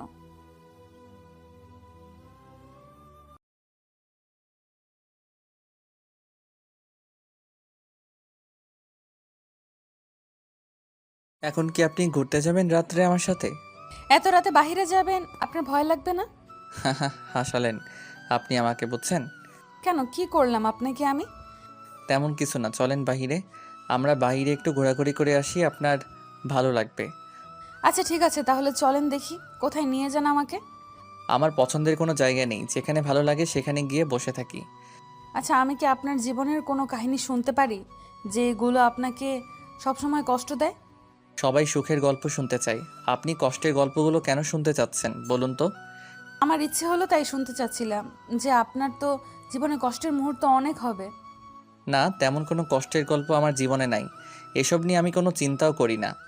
এই যে আপনার বাবা মা নেই, আপনার কষ্ট হয় না যে তারা থাকলে আপনাকে কত ভালোবাসতো, আপনি এই পথে আসতেন না? আমার কপালে এটা লেখা ছিল না, আমি আমার কপালকে তো পরিবর্তন করতে পারবো না, তাই না? আপনি চাইলে কিন্তু ভালো হয়ে যেতে পারতেন এই পথে না এসে, তাই না? সবাই কিন্তু চেষ্টা করে ভালো হওয়ার, কিন্তু কয়জনে পারে ভালো হতে বলেন? বালা আর কোনো কথা বলল না রুদ্রের সাথে। রুদ্রের পিছনে পিছনে গিয়ে বাইকে উঠে বসলো। রুদ্র বাইক নিয়ে চলে আসলো নদীর ধারে। বাইকটা রেখে নদীর ধারে ঘাসের উপর বসে পড়লো আর সিগারেট ধরিয়ে সিগারেট খেতে লাগলো। বালা চারিপাশে হাঁটাহাঁটি করে দেখতে ছিল, জায়গাটা উপভোগ করতেছিল বালা। রুদ্র হুট করে কি যেন হয়ে গেল, নিজেও জানে না। বালাকে শক্ত করে জড়িয়ে ধরলো, নিজের ঠোঁট দুটো বসিয়ে দিল বালার ঠোঁটে। বালা প্রচণ্ড ভয় পেয়ে গিয়েছিল প্রথমে। যতই পুলিশ অফিসার হোক না কেন, আচমকা একটা ঘটনা ঘটে গেলে ভয় পাবে সবাই। রুদ্র এরকম পাগলামি দেখে বালা ভয় পেয়ে শেষ। কিছুক্ষণ পর রুদ্র বালাকে ছেড়ে দিয়ে এক সাইডে গিয়ে দাঁড়িয়ে পড়লো। এটা কি ছিল? এটা কি করলেন আপনি? আমাকে বাইরে নিয়ে এসেছেন এটা করার জন্য? আমি জানি না কি করতেছি, আর আমি কখন কি করি সেটা নিজেও জানি না। আপনি আমাকে কিস করলেন কিসের জন্য? আর হুট করে এইভাবে এখানে? বললাম তো, আমার ইচ্ছা হয়েছে তাই করছি। আর এখন কোনো সমস্যা? এই তো সমস্যা। আমাকে কি পেয়েছিস? যা ইচ্ছা তাই করতেছিস, যখন খুশি তখন যেভাবে খুশি ব্যবহার করবি নাকি? এখন কি হয়েছে? এখন যদি বেশি বাড়াবাড়ি করিস না, এর থেকে বেশি কিছু করব। এখন চুপচাপ এখানে বসে থাক। তোর যদি এটা করার ইচ্ছা ছিল তাহলে রুমের ভেতরে করতে পারতি। এখানে খোলামেলা জায়গায় এসব করার কি দরকার ছিল? আবার ইচ্ছে হয়েছে, আমার ইচ্ছে হয়েছে বাইরে নিয়ে আসার, তাই বাইরে নিয়ে এসেছি। এখন হয়েছে? কাজটা কিন্তু তুই মোটেও ঠিক করতেছিস না। আমি বাইরে এসেছি মুক্ত আকাশে ঘুরতেছিস, মনটা ফ্রেশ করতেছি, মুখটা আমার নষ্ট করে দিবি তুই। এখন যদি আর একটা বেশি কথা বলিস তাহলে কিন্তু আবার কিস করবো, আর তার থেকে বেশি কিছু করব। কেন, আমি কি তোর সম্পত্তি? যখন খুশি তখন যা খুশি ব্যবহার করবি। ওর টাকা লাগবে, তোকে টাকা দেবো, সমস্যা নেই। কতগুলো টাকা লাগে দিয়ে দেবো, তাও কোনো কথা বলবি না। এখানে চুপচাপ থাক। আমি আপনাকে কিছু কথা মন দিয়ে শুনবেন প্লিজ। এরকম করে মিনতি করে বলা বাদ দিয়ে ভালোভাবে বল, সমস্যা নেই। আমার বাবাকে আমার আপন চাচারা মেরে ফেলেছে, বুঝেছেন? আমি অসহায়, আমাকে সেখান থেকে পালিয়ে চলে আসতে হয়েছিল। আমার বাবা আপনার সম্পর্কে খুব ভালোভাবে জানে, উনি আমাকে আপনার ঠিকানাটা দিয়েছিল। আর বাবার একজন বিশ্বস্ত বন্ধু আপনার দলে কাজ করে। মানে কি বলতেছিস তুই? তোর বাবার বিশ্বস্ত বন্ধু আমার দলে কাজ করে, তার মানে? কিন্তু আপনার কাজের কোনো কথা আমার বাবাকে বলেনি। আপনার সাথে ওই লোক কখনো বেইমানি করেনি। আচ্ছা, তাহলে এই ব্যাপার। আমার খোঁজ, তাহলে আমার লোক তোমাকে গেছে আর তুমি আমার কাছে এসেছো আমার লোকের হাত ধরে। প্লিজ, আপনি আমাকে ভুল বুঝেন না, আর আপনার সেই দলের লোককে ভুল বুঝবেন না। আপনি আমাকে সম্পূর্ণ কথাটা বলতে দেন। ওর কথা শোনার ইচ্ছা করতেছে না এখন, বুঝছিস? এখন চুপ থাক, আমাকে চুপ থাকতে দে এখন একটু। এখন আমার কথাগুলো আপনাকে শুনতে হবে। এই কথাগুলো শোনা আপনার জন্য খুবই জরুরি। বলেছি না আমি চুপ করে থাকতে চাই, কিছুক্ষণ একটা বেশি কথা বললে এখান থেকে মেরে পুঁতে দেবো। অবন্তিকা ভয়ে আর কোনো কথা বলতে পারতেছে না, আর রুদ্র ভাবতেছে তার দলের বেইমান কাজটা কে করেছে। স্বাভাবিক, এটা আন্ডারওয়ার্ল্ড জগৎ, কত বেইমান কত বেইমানি করতেছে, এসব স্বাভাবিক। কিন্তু রুদ্রের দলে যে লোকগুলো কাজ করে সবাই অনেক সলিড, কিন্তু এই আনসলিড লোকটা কে? রুদ্র চুপচাপ সিগারেট খাচ্ছে তো খাচ্ছেই, একটার পর একটা খাচ্ছে, আর অবন্তিকা অনেক ভয় পাচ্ছে, কারণ রুদ্রের এই অবস্থায় দেখে সে ভয় পাচ্ছে। অবন্তিকা যে মিশনে এসেছে সেই কাজগুলো চালিয়ে যাচ্ছে, সব ভিডিও করতেছে, তারপর রুদ্রের আশেপাশে যদি কোনো কথা বা কুলু বের করতে পারে সেগুলো রেকর্ড করে নিচ্ছে, যাতে করে পরবর্তী কোনো কাজে লাগে। রুদ্রকে খেপানোর চেষ্টা করতেছে, কোনোভাবেই মুখ থেকে কোনো কিছু শোনার চেষ্টা করতেছে, রুদ্রের একবারে গভীরে যাওয়ার চেষ্টা করতেছে, কিন্তু রুদ্র তাকে এতটা কাছে টেনে নিচ্ছে না বা মনের কথাগুলো বলতেছে না তাকে। অবন্তিকা সব চেষ্টা কেন জানি ফেল করতেছে তার কাছে। কি হয়েছে তোমার? এভাবে মুখ গুমরা করে আছো কিসের জন্য? বুঝতেছি না তো। তুমি এভাবে আর কতদিন লুকিয়ে লুকিয়ে আমার সাথে দেখা করবে বলো তো? বাসায় বলে বিয়ের ব্যবস্থা করলেই তো হয়। এভাবে লুকিয়ে লুকিয়ে প্রেম করার মজাটাই আলাদা, জানো না তুমি? আমি তো খুব ভালো করেই জানি এভাবে লুকিয়ে লুকিয়ে প্রেম করার মজাই আলাদা, কিন্তু যদি ধরা পড়ি তখন কি হবে ভেবে দেখেছো? আমাদের কিছুই হবে না, রুদ্র ভাই যতদিন বেঁচে আছে আমাদের গায়ে কেউ হাত দিতে পারবে না, সেটা তুমি ভালো করে জানো, আর আমিও জানি। তুমি খুব ভালো করে জানো বাবা রুদ্র ভাইকে দেখতে পারে না, যখন তখন তাদের মাঝে ঝামেলা হয়। আর এসব নিয়ে টেনশন করিও না তো, সব কিছু ঠিকঠাক হয়ে যাবে। আর কিছুদিনের মধ্যে রুদ্র ভাইকে জানাবো বিষয়টা, আর রুদ্র ভাই তোমার বাবার সাথে কথা বলবে। তুমি রুদ্র ভাইয়ের সামনে গিয়ে বোবা হয়ে থাকো, রুদ্র ভাইয়ের সাথে কথা বলতে পারো না, আবার তুমি আমাদের সম্পর্কের কথা কিভাবে জানাবা? আমাকে জানাতে দাও না তুমি।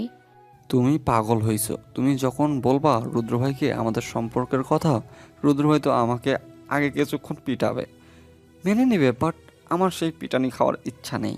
বুঝতে পারছি, যা করার সেটা আমাকেই করতে হবে। তুমি পিটানি খাও আর যাই করো, আমাকে আমার কাজ করতেই হবে। তুমি এরকম কোনো কিছু করবা না, আমাকে আর 1 মাস সময় দাও, আমি এই 1 মাসের ভিতরে সব কিছু কমপ্লিট করব। আচ্ছা, এটাই লাস্ট, এরপর আর তুমি আমার কাছ থেকে কোনো সময় চাইতে পারবে না, না হলে আমি চলে যাব। আরে পাগলি, এটা কি বলতেছো তুমি? তোমার মাথা ঠিক আছে? তোমাকে না কি করতে ইচ্ছা করতেছে জানো না? তোমাকে কিছু করতে হবে না, তোমাকে আমি লাস্ট বারের মতো সুযোগ দিচ্ছি, না হলে কিন্তু আমাকে আর কখনো পাবে না, এটা মাথায় রেখো।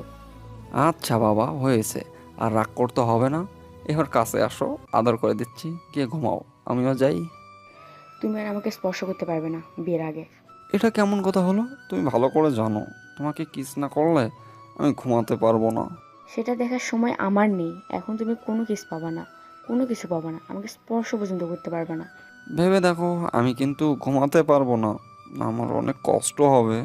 এখানে আমার কোনো কিছু করার নেই, তুমি ঘুমাতে পারবে না, তোমার কষ্ট হবে অনেক, কিন্তু আমি তো এদিকে ধুকে ধুকে মরতেছি, সেটা দেখতেছো না? কথাটা বলে নিশিতা সেখান থেকে চলে যেতে লাগলো, আর মিশন সেখানে দাঁড়িয়ে রইল। নিশিতা কিছু দূর যাওয়ার পর আবার ঘুরে আসলো, তারপর মিশনের ঠোঁটে নিজের ঠোঁট দুটো ডুবিয়ে দিল। কিছুক্ষণ দুজনের চোখ বদ্ধ করে রইল। নিশিতা মিশনকে ছেড়ে দিয়ে কোনো কথা না বলেই চলে গেল। মিশন খুব ভালোভাবে বুঝতে পারতেছে যে নিশিতার অনেক ভয় করতেছে আর অনেক কষ্ট হচ্ছে তাকে ছাড়া থাকতে। যা করতে হবে খুব তাড়াতাড়ি এটা ভেবে চিনতে মিশন তাড়াতাড়ি বাসার উদ্দেশ্যে রওনা দিল। আর এদিকে রুদ্র এখনও সিগারেট খেয়েই যাচ্ছে। তার এরকম মাতাল অবস্থা দেখে এবার অবন্তিকা সত্যি অনেক ভয় পেয়ে গিয়েছে। একের পর এক এত সিগারেট খেলে একটা মানুষ কতদিন বাঁচবে সেটাই ভেবে একটু কষ্ট হচ্ছে অবন্তিকার। একটা মানুষের ভিতরে এত কষ্ট যে একটার পর একটা সিগারেট খেয়ে যাচ্ছে। দেখুন প্লিজ, আপনি এবার থামেন। এত সিগারেট খেলে তো আপনি আমি মরে যাব, আর আমি এটাই চাই খুব তাড়াতাড়ি আমার জীবনটা শেষ হয়ে যাক। মানে আপনি কথার কোনো কিছুই বুঝলাম না, মানে আপনার কথার কোনো কিছুই বুঝলাম না আমি। আপনি এটা কি বলতেছেন? যতদিন বেঁচে থাকবো ততদিন কষ্ট থাকবে, মরে যাব তাও কষ্ট হবে, কিন্তু সেই কষ্টগুলো কেউ দেখবে না, আমি দেখবো শুধু, আমি বুঝবো সেই কষ্টগুলো। মানুষ তো বলে মরে গেলে সব কষ্ট শেষ হয়ে যায়, আর আপনি বলতেছেন মরে গেলে আরও কষ্ট হয়। বুঝলাম না বিষয়টা। জীবনে কি এমন ভালো কাজ করেছি যে মরে গেলে পরপারে গিয়ে ভালো থাকতে পারবো? খারাপ কাজ তো কোনো কিছু করিনি যে ভালোভাবে থাকতে পারবো সেখানে। তাহলে ভালো কিছু করতেছেন না কিসের জন্য? এইভাবে নিজেকে ধ্বংসের পথে ঠেলে দিচ্ছেন কিসের জন্য? এই সমাজ আমাকে ভালো থাকতে দেয়নি, এই সমাজ আমাকে ভালো হতে দেয়নি, এই সমাজ আমাকে কখনো ভালো হতে দিবে না। আপনি চাইলে সমাজ কেন, এই সমাজের বাপও আপনাকে ভালো মতো বাঁচতে দিবে। আর আপনি তো সাধারণ একজন মানুষ। আপনি ভুলে যাচ্ছেন যে আমি কোন লেভেলের মানুষ, সাধারণ মানুষ কিভাবে আপনি আমাকে বলতে পারেন? তাহলে আপনি গ্যাংস্টার, আর গ্যাংস্টার হয়ে তো কত মানুষ ভালো হয়ে যাচ্ছে, তাই না? গ্যাংস্টার হয়ে ভালো হয়ে যাচ্ছে, কিন্তু তারা ভালো থাকতে পারতেছে না। আপনি পুলিশের কাছে আত্মসমর্পণ করেন, তাদের কাছে সব কিছু খুলে বলেন, পুরো আন্ডারওয়ার্ল্ড শেষ করে দেন, তাহলেই তো হয়ে যায়। সবাই শেষ, আপনি খুশিতে থাকতে পারলেন। আপনার মাথা ঠিক আছে? গ্যাংস্টার বা আন্ডারওয়ার্ল্ড কখনো শেষ হয়ে যায় না, আর পুলিশ আর গ্যাংস্টার আন্ডারওয়ার্ল্ড কখনো শেষ বা পতন হবে না। হুট করে গুলির আওয়াজ শুনতে পেল রুদ্র আর অবন্তিকা। দ্রুত তাড়াতাড়ি করে উঠে পড়ল এবং চলে যাওয়ার জন্য বাইকে উঠে পড়তেই চারদিকে লোকজন এসে তাকে ঘিরে ফেলল। আর ভিড়ের মাঝখান থেকে কমল এসে ভিতরে প্রবেশ করলো আর রুদ্র এর গাড়ির সামনে দাঁড়িয়ে পড়ল। তুই জানি আমাকে কি বলছিলি, আমার মনে পড়তেছে না, আরেকবার বলতো। না, ও আচ্ছা, তাহলে আপনি আমাকে মেরে ফেলার জন্য এসেছেন? আরে ছোট্ট খোকা দেখি ভয় পেয়ে গেছে, একটুতেই ভয় পেয়ে গেছো? আমি তো মানুষ, জীব জন্তু তো না যে ভয় পাবো না। ভয় তো সবাই পায়, জীবনের মায়া তো সবার আছে, তাই না? আমি তো শুনেছিলাম রুদ্র নাকি কখনো ভয় পায় না, তাহলে আমি কি সেটা ভুল শুনেছিলাম? হয়তো সঠিক, হয়তো ভুল, আমি তো সেটা নিজেও জানি না। লোকে যেটা বলে সেটাই আমি। তাই বাবা, এই করছি খোকা আটাকে তোমার সাথে দেখো তো মনে হচ্ছে একদম নতুন আমার লাগতো। ও আচ্ছা, তাই লাগবে আপনার? তাই না নিয়ে যান, সমস্যা নেই তো আমার। আমার তো কারো প্রয়োজন হয় না, আপনার লাগবে আপনি নিয়ে যেতে পারেন। তাই তোমার কি কোনো ইগো নাই? তোমাকে যে আমি এখন মেরে ফেলতে এসেছি, তোমার কি আফসোস হচ্ছে না? মোটেও না, একটুও না। কারণ আমি নিজেকে সেই দিনের মৃত্যু বলে ঘোষণা করে দিয়েছি। সেদিন তোকে আমি আমার হাতে পিস্তল তুলে দিয়েছি। তাহলে একটু আগে বললে যে ভয় লাগতেছে, আর এখন এত বড় বড় ডায়লগ মারতেছিস, ব্যাপার কি? দেখেন, আপনাকে একটা কথা বলি, সেটা হচ্ছে যে আপনি যে আমাকে এখানে মেরে ফেলার জন্য এসেছেন, সেটা কিন্তু আমি আগে থেকে জানতাম যে আপনি আমাকে এখানে মারার জন্য আসবেন। আমি তার জন্য এখানে এসেছি। মানে কি কি বোঝাতে চাচ্ছিস তুই আমাকে? আপনার সাথে আমি একটু কথা বলবো। আমি তো এখানে আছি, সমস্যা নেই, কিন্তু এই মেয়েটার এখান থেকে যেতে দিতে হবে। আমি ওই মেয়েটার সাথে একটু কথা বলি, তারপর আপনার সাথে কথা বলতেছি। কুত্তার বাচ্চা, তুই এখন আমার সাথে কথা বল, আমি তোর জম এখানে দাঁড়িয়ে আছি। দেখেন, যদি আমি কুত্তার বাচ্চা হইতাম তাহলে আমাকে কুত্তার বাচ্চার মতো দেখা যেত, মানুষের মতো না। তাই এরকম আলতু ফালতু গালিগালাজ করবে না। আর এখানে একটা মেয়ে মানুষ আছে, সুন্দরভাবে কথা বলেন। মেয়ে মানুষটাকে পাঠিয়ে দেই, আমাকে মেরে ফেলেন, সেটা পরে দেখা যাবে। কেউ কোথাও যেতে পারবে না, সবাই এখানেই থাকবা, আর দুজনকেই মেরে ফেলবো। আপনি এখান থেকে চলে যান, আর এখান থেকে হয়তো যেতে পারবেন। যেদিক দিয়ে এসেছি সেদিক দিয়ে চলে যাবেন। আপনি ভাবলেন কি করে আপনাকে এখানে একা রেখে আমি চলে যাব? দেখেন ম্যাডাম, আমি যেটা বলছি সেটা শুনেন, না হলে সবার আগে কিন্তু আপনার। প্লিজ, আপনি এখন চুপচাপ থাকেন, এখানে একটাও কথা বলবেন না।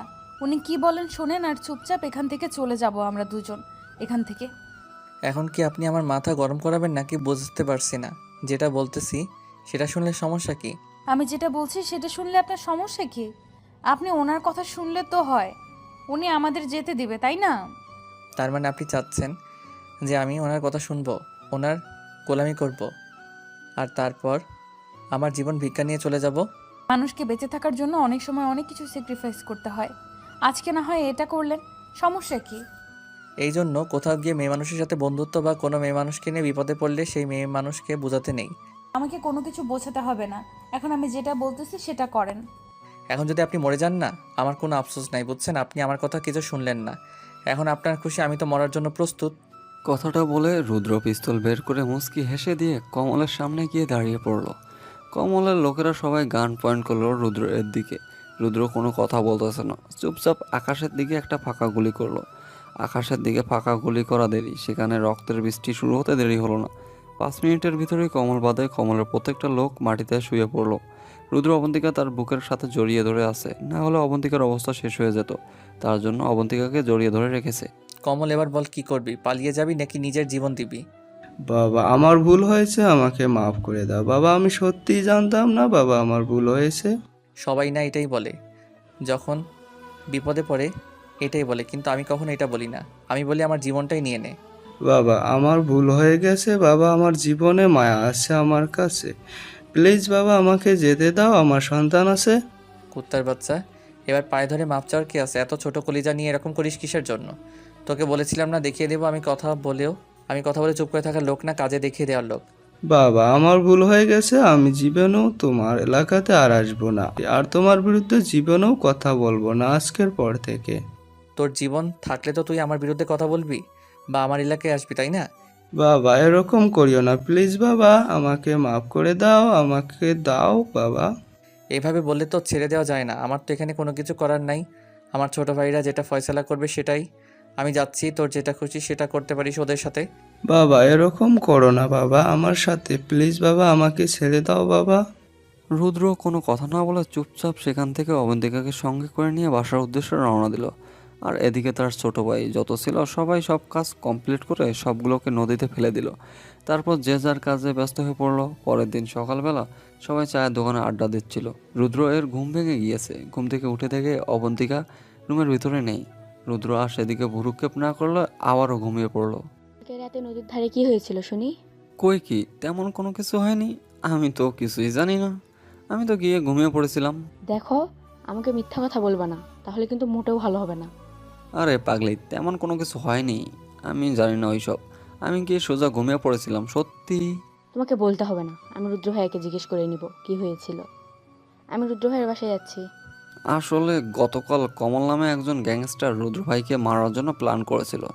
রুদ্র ভাই সঙ্গে সঙ্গে আমাদেরকে জানিয়ে দেয়। আমরা সেখানে উপস্থিত হওয়ার পর রুদ্র ভাই বেঁচে যায় কোনোভাবে। কি বলো, রুদ্র ভাইয়ের উপর অ্যাটাক হয়েছিল আর আমরা কেউ জানতেই পারলাম না গ্রামবাসী? বলো কি, রুদ্র ভাইয়ের উপর অ্যাটাক হয়েছে, এত বড় খবর তুমি? শুধু তুমি জানো না, বাকি গ্রামবাসী সবাই জানে। এত হাইপার হওয়ার কিছু নেই, চুপচাপ থাকো। ও আচ্ছা, তাহলে আমি কোথায় ছিলাম? আমি কি অন্য জগতে ছিলাম নাকি? বুঝছি, কাল ক্লান্ত ছিলাম তো, তাই হয়তো ঘুমিয়ে পড়েছিলাম তাড়াতাড়ি। ঘুমিয়ে পড়বে না তো কি করবে, ছোট বাচ্চা? এই দেখো, ভালো হবে না কিন্তু। মোটেও তুমি আমাকে ছোট বাচ্চা বলবে না। ছোট বাচ্চাদের ছোট বাচ্চাই বলতে হয়, তাই না? কালকে তুমি রাত 9টার আগেই ঘুমিয়ে পড়েছো। আচ্ছা চলো, রুদ্র ভাইয়ের কাছে আয়, আমরা দুজন গিয়ে আজকে বলে আসি। আসলে তুমি পাগল হয়ে গিয়েছো, তোমার মাথায় কোনো কিছু ঠিক নেই। তুমি নিজেকে ঠান্ডা করো। আরে কালকে রাত্রে বাবা জানি কার সাথে কথা বলতেছে আমার বিয়ের ব্যাপার নিয়ে। আমি তো ঘুমাতেই পারছিলাম না ঠিক মতো। তুমি কখন কি বলতেছো না বলতেছো, তোমার মাথা কাজ করতেছে তো ঠিক মতো? তুমি কি একটু আগে কি বললা? তুমি গতকালে অনেক ক্লান্ত ছিলা, ঘুমিয়ে পড়েছিলা, আর এখন কি বলতেছো? আসলে টেনশনে কি থেকে কি হয়ে যাচ্ছে আমার, আমি নিজেই বুঝতে পারতেছি না। আসলে আমার কি করা উচিত আমি বুঝতেছি না।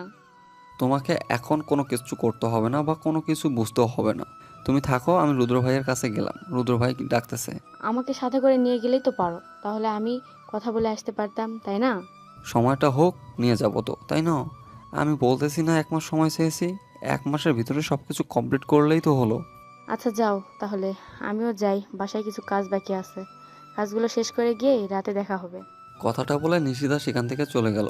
আর এদিকে মিশন রুদ্রের বাসার উদ্দেশ্যে রওনা দিল। রুদ্র ঘুম থেকে উঠে ফ্রেশ হয়ে এখনও বিছানায় বসে আছে, কিন্তু এদিকে অবন্তিকার মুখ গুমরা করে বসে আছে। কালকের ওই ঘটনার পর থেকে রুদ্রের সাথে একটা কথাও বলতেছে না সকাল থেকে, এখনও কোনো কিছু খায়নি পর্যন্ত। এই মেয়ে আর কতক্ষণ এভাবে থাকবেন আপনি? সেটাই বলেন তো শুনি। আপনাকে বলছি না আমার সাথে কথা বলবেন না, তারপরও কথা বলতেছেন কিসের জন্য? কথা বলতে হবে না আমার সাথে, অন্তত খেয়ে নিয়ে আপনি বড়লোকের মতো চুপ করে থাকেন, আমি কিছু বলবো না। আমার ক্ষুধা নেই, আমি এখন খাবো না। যখন ক্ষুধা লাগবে তখন খেয়ে নিব, নিজে থেকে আপনাকে কিছু করতে হবে না। দেখেন, আপনি এভাবে মুখ গোমরা করে থাকলে না আপনাকে মোটেও ভালো দেখায় না, তাই এইভাবে না থেকে আমাকে ভালো দেখাক বা না দেখাক সেটাতে আপনার কিছু যায় আসে না, বা আমার কোনো। এবার কিন্তু মোটেও ভালো হচ্ছে না। আমি কিন্তু কি করব বুঝতে পারতেছি না। আপনি কিভাবে পারলেন এতগুলো মানুষকে নৃশংসভাবে শেষ করে দিতে? আপনার কি? ও আচ্ছা, তাহলে এই ব্যাপার। সেই ঘটনার জন্য এত মন খারাপ? এগুলো তো স্বাভাবিকের থেকে কত ভয়ঙ্কর হয়ে যায়। আসলে আপনি মানুষ নামের কলঙ্ক। আপনি এতগুলো মানুষকে এভাবে নিষ্ঠুরভাবে শেষ করে দিলেন। তার মানে ওরা যদি আমাকে মেরে ফেলতো তাহলে আপনি খুশি হইতেন, তাই তো? আমি কি সেটা বলেছি? আপনি ভালো হতে চেয়েছেন, আপনি কেন এটা করলেন? ওরা যেটা চেয়েছে সেটা দিলেই তো আপনার সাথে ওরা ঝামেলা করতো না। ও আচ্ছা, তাহলে আপনার মনে এ ধারণা ঠিক আছে। নেক্সট টাইম যখন কোনো ঝামেলা হবে না তখন ওরা যেটা চাইবে সেটাই দিয়ে আসবো। কমল যেমন আপনাকে চেয়েছিল, আপনাকে দিলে হতো, ওই ঝামেলাটা হতো না, তাই না? তারপর কমল আপনাকে নিয়ে গিয়ে সবাইকে দিয়ে দিত আর আপনি রাতের রানী হয়ে যেতেন। খুব ভালো হতো। তাহলে কি আপনি আমার জন্য সবাইকে মেরে ফেলেছেন এইভাবে? কেন আমি আপনার জন্য সবাইকে মেরে ফেলবো? আমার পার্সোনাল ছিল তাই। সত্যি করে বলেন না কেন, আমার জন্য এসব করেছেন নাকি? মোটেও না, এখন আমি আপনাকে খাইয়ে দিচ্ছি, আপনি চুপচাপ খেয়ে নেন, না হলে কিন্তু ভালো হবে না। কথাটা বলে রুদ্র খাবার প্লেট হাতে করে নিয়ে গিয়ে অবন্তিকার সামনে দাঁড়িয়ে পড়লো আর খাবার তুলে অবন্তিকার মুখের সামনে ধরলো। অবন্তিকা আর না করতে পারলো না। অবন্তিকা চুপচাপ খেয়ে নিল আর অবন্তিকার মনের ভিতর একটু ভালো লাগা কাজ করতেছে যে তার জন্য আজকে এমন একটা ফিলিংস কাজ করতেছে তার মনে। তার মিশন দিন দিন সফল হতে চলেছে। আচ্ছা, আপনি কি কখনো কারো প্রেমে পড়েননি? হা হা হা। হাসতেছেন কেন? ব্যাপারটা বুঝলাম না। কেন, আপনার কি মন নেই? আমি আর প্রেম, মন থাকলে যে প্রেমে পড়তে হবে এরকম তো কোনো কথা নেই। আপনি তো আমাকে খাইয়ে দিচ্ছেন, ঠিক আছে, কিন্তু আপনি কি খাইছেন? এখন খেতে ইচ্ছে করতেছে না, পরে যখন ইচ্ছে হবে খেয়ে নেব। এটা আবার কোন ধরনের কথা? আপনি আমার ঠিক খোঁজ খবর রাখতেছেন, বাট আপনি নিজে খাচ্ছেন না। জীবনে আমার কোনো অতিথি ছিল না, আপনি প্রথম আমার লাইফে অতিথি আপ্যায়ন না করলে কেমন হয় না? কেন, আপনার বাড়িতে কোনো মেহমান আসে না? আপনার আত্মীয় স্বজন কেউ নেই? থাকলে তো আসবে, আর আমার আত্মীয় স্বজন আছে কিনা আমি তো সেটা নিজেও জানি না। কেন, আপনার কখনো ইচ্ছা হয়নি যে আপনার ফ্যামিলির খোঁজ খবর নিতে? কে আপনার বাবা মা? অযথা সময় নষ্ট করার কোনো ইচ্ছা নেই, তাই আর ওইসব খোঁজখবর নিতে যাইনি। এখন আমার খাওয়া হয়েছে, আর খাওয়াতে হবে না। আমার তো পেট ফুলে বেলুন হয়ে যাচ্ছে। আপনার কথায় মাঝে মাঝে এমন কথা উঠে আসে না, না হেসে থাকতে পারি না। কি জানি, আমি তো আর মানুষকে হাসাতে পারি না। সবাই নাকি বলে আমার কথায় কোনো রসকস নেই। রসকস না থাকাই ভালো, বর্তমান যে যুগ, এই যুগের রসকস থাকলে ঝামেলা। এখন আপনি বসে পড়েন, আমি আপনাকে খাইয়ে দিব। আমার না খুব ইচ্ছা কাউকে খাওয়াবো, বাট কাউকে খাওয়াতে পারিনি জীবনে। আমার না ইচ্ছা নেই কারো হাতে খাওয়ার, বুঝেছেন? আমার ইচ্ছে করতেছে না এখন খাইতে। এটা আবার কোন ধরনের কথা হলো? আপনি আমাকে খাইয়ে দিচ্ছেন, ঠিক আছে, আমি খাইলাম তো। যখন আমার খাইতে ইচ্ছে করবে তখন খেয়ে নেব, এখন এসব ভালো লাগতেছে না। দেখুন, এখন আমার কথাটা আপনাকে রাখতে হবে, আর আমি কেমন যে জেদি সেটা তো আপনি ভালো করে জানেন। সত্যি আমার খুব খারাপ লাগতেছে, কারণ আমার একটা মিশন আছে, মিশনটা আমার কমপ্লিট করতে হবে, না হলে অনেক ঝামেলা হয়ে যাবে। এত টেনশন করার কি আছে? সব কিছুর সমাধান আছে। আপনি খাওয়া দাওয়া করেন, তারপর বাকি টেনশন করেন। তারপর অবন্তিকা জোর জবস্তি করে খাইয়ে দিল রুদ্রকে। রুদ্র প্রথমে খেতে না চাইলেও পরে আবার খেয়ে নিল। কি জানি মনে করে অবন্তিকা এই প্রথম কাউকে খাইয়ে দিচ্ছে, আর অবন্তিকা ভুলে যাচ্ছে তার দায়িত্বের কথা। এখন দিন দিন কেমন জানি হয়ে যাচ্ছে অবন্তিকা। রুদ্রের কাছে কেমন জানি দুর্বল হয়ে পড়তেছে সে। তারপর খাওয়া দাওয়া শেষ করে দুজনের রুমে বসেছিল, তখন মিশন রুমের ভিতর চলে আসলো হুট করে। প্রথমে মিশন লজ্জা পেয়ে বেরিয়ে যেতে ধরলো, রুদ্র তাকে থামিয়ে দিল। কিরে, কই যাচ্ছিস? আর ভিতরে চলে এসেছিস, লজ্জা পাবার কি আছে? না ভাইয়া, এমনিতেই আপনি এখানে কথা বলা শেষ করেন, বাইরে আপনার জন্য অপেক্ষা করতেছি। আমার বিয়ে করা বউ না, আর তোর ভাবিও না, লজ্জা পেয়ে চলে যাবি। আর আমি এখানে কোনো কিছু করব, চলে আয়। আসলে ভাইয়া, আপনি আমাকে যেটা বলছিলেন না, সেটা একটু তথ্য নিলাম, সেখানে একটু ঝামেলা আছে। আমি আগে থেকে জানতাম সেখানে ঝামেলা হবে, আর একটু না অনেক বড় ঝামেলা হতে চলেছে। আচ্ছা ভাইয়া, তাহলে আমি সবাইকে খবর দিচ্ছি। আর তোদেরকে কিছুই করতে হবে না, যা করব আমি একা করব, কারণ এটা জীবন মরণের খেলা। আমি মরে গেলে কান্না করা থাকবে না, কিন্তু তোরা মরে গেলে অনেকে কান্না করার থাকবে, আর অনেকে অভিশাপ দিবে আমাকে। ভাইয়া, এটা আপনি কি বলতেছেন? আপনি জীবনের রিস্ক নিয়ে সেখানে যাবেন আর আমরা এখানে বসে থাকবো, এটা কিভাবে? দেখ, তুই কোথায় কি করিস না করিস সব কিন্তু আমার নলেজে আছে। তাড়াতাড়ি বিয়েটা দিচ্ছি তোদের, এই ঝামেলার আগেই বিয়ে দেব। নতুন দাম্পত্য জীবন শুরু কর। আমি মরে গেলেও আপনাকে সেখানে আমি একা যেতে দেব না। দেখ ভাইয়া, এরকম করিস না, তোরা সবাই ভালো থাক, আমি এটাই চাই। ভাইয়া, আমরা কেউ আপনাকে একা সেখানে যেতে দেব না, এটা আপনি যতই বলেন না কেন, আমরা কেউ মানব না এটা। আচ্ছা, সেটা পরে দেখা যাবে। আর আমি আজ রাতে নিশিতার বাবার সাথে কথা বলবো, তোদের বিয়ের দিন তারিখ ঠিক করব। কিন্তু ভাইয়া, এই ব্যাপারটা আপনি জানলেন কিভাবে? এটা তো কেউ জানে না। আমি তোর বড় ভাই, এই কথাটা মাথায় রাখিস, বুঝছিস? আর বড় ভাইয়ের কাছে। আচ্ছা ভাইয়া, আর এখানে কোনো কিছু বলতে চাই না আমি এখানে। আপনি আর কিছু বলেন না, আমি বুঝতে পারছি। নে, এখানে 5 লাখ টাকা আছে, সুন্দরভাবে সব কিছু আয়োজন করবি, কোনো কিছু যেন কমতি না থাকে। গ্রামের প্রতিটা মানুষ যেন খুশিতে মুখরিত হয়। আচ্ছা ভাইয়া, কোনো সমস্যা নেই, আপনি যেভাবে চাইবেন সেভাবেই হবে।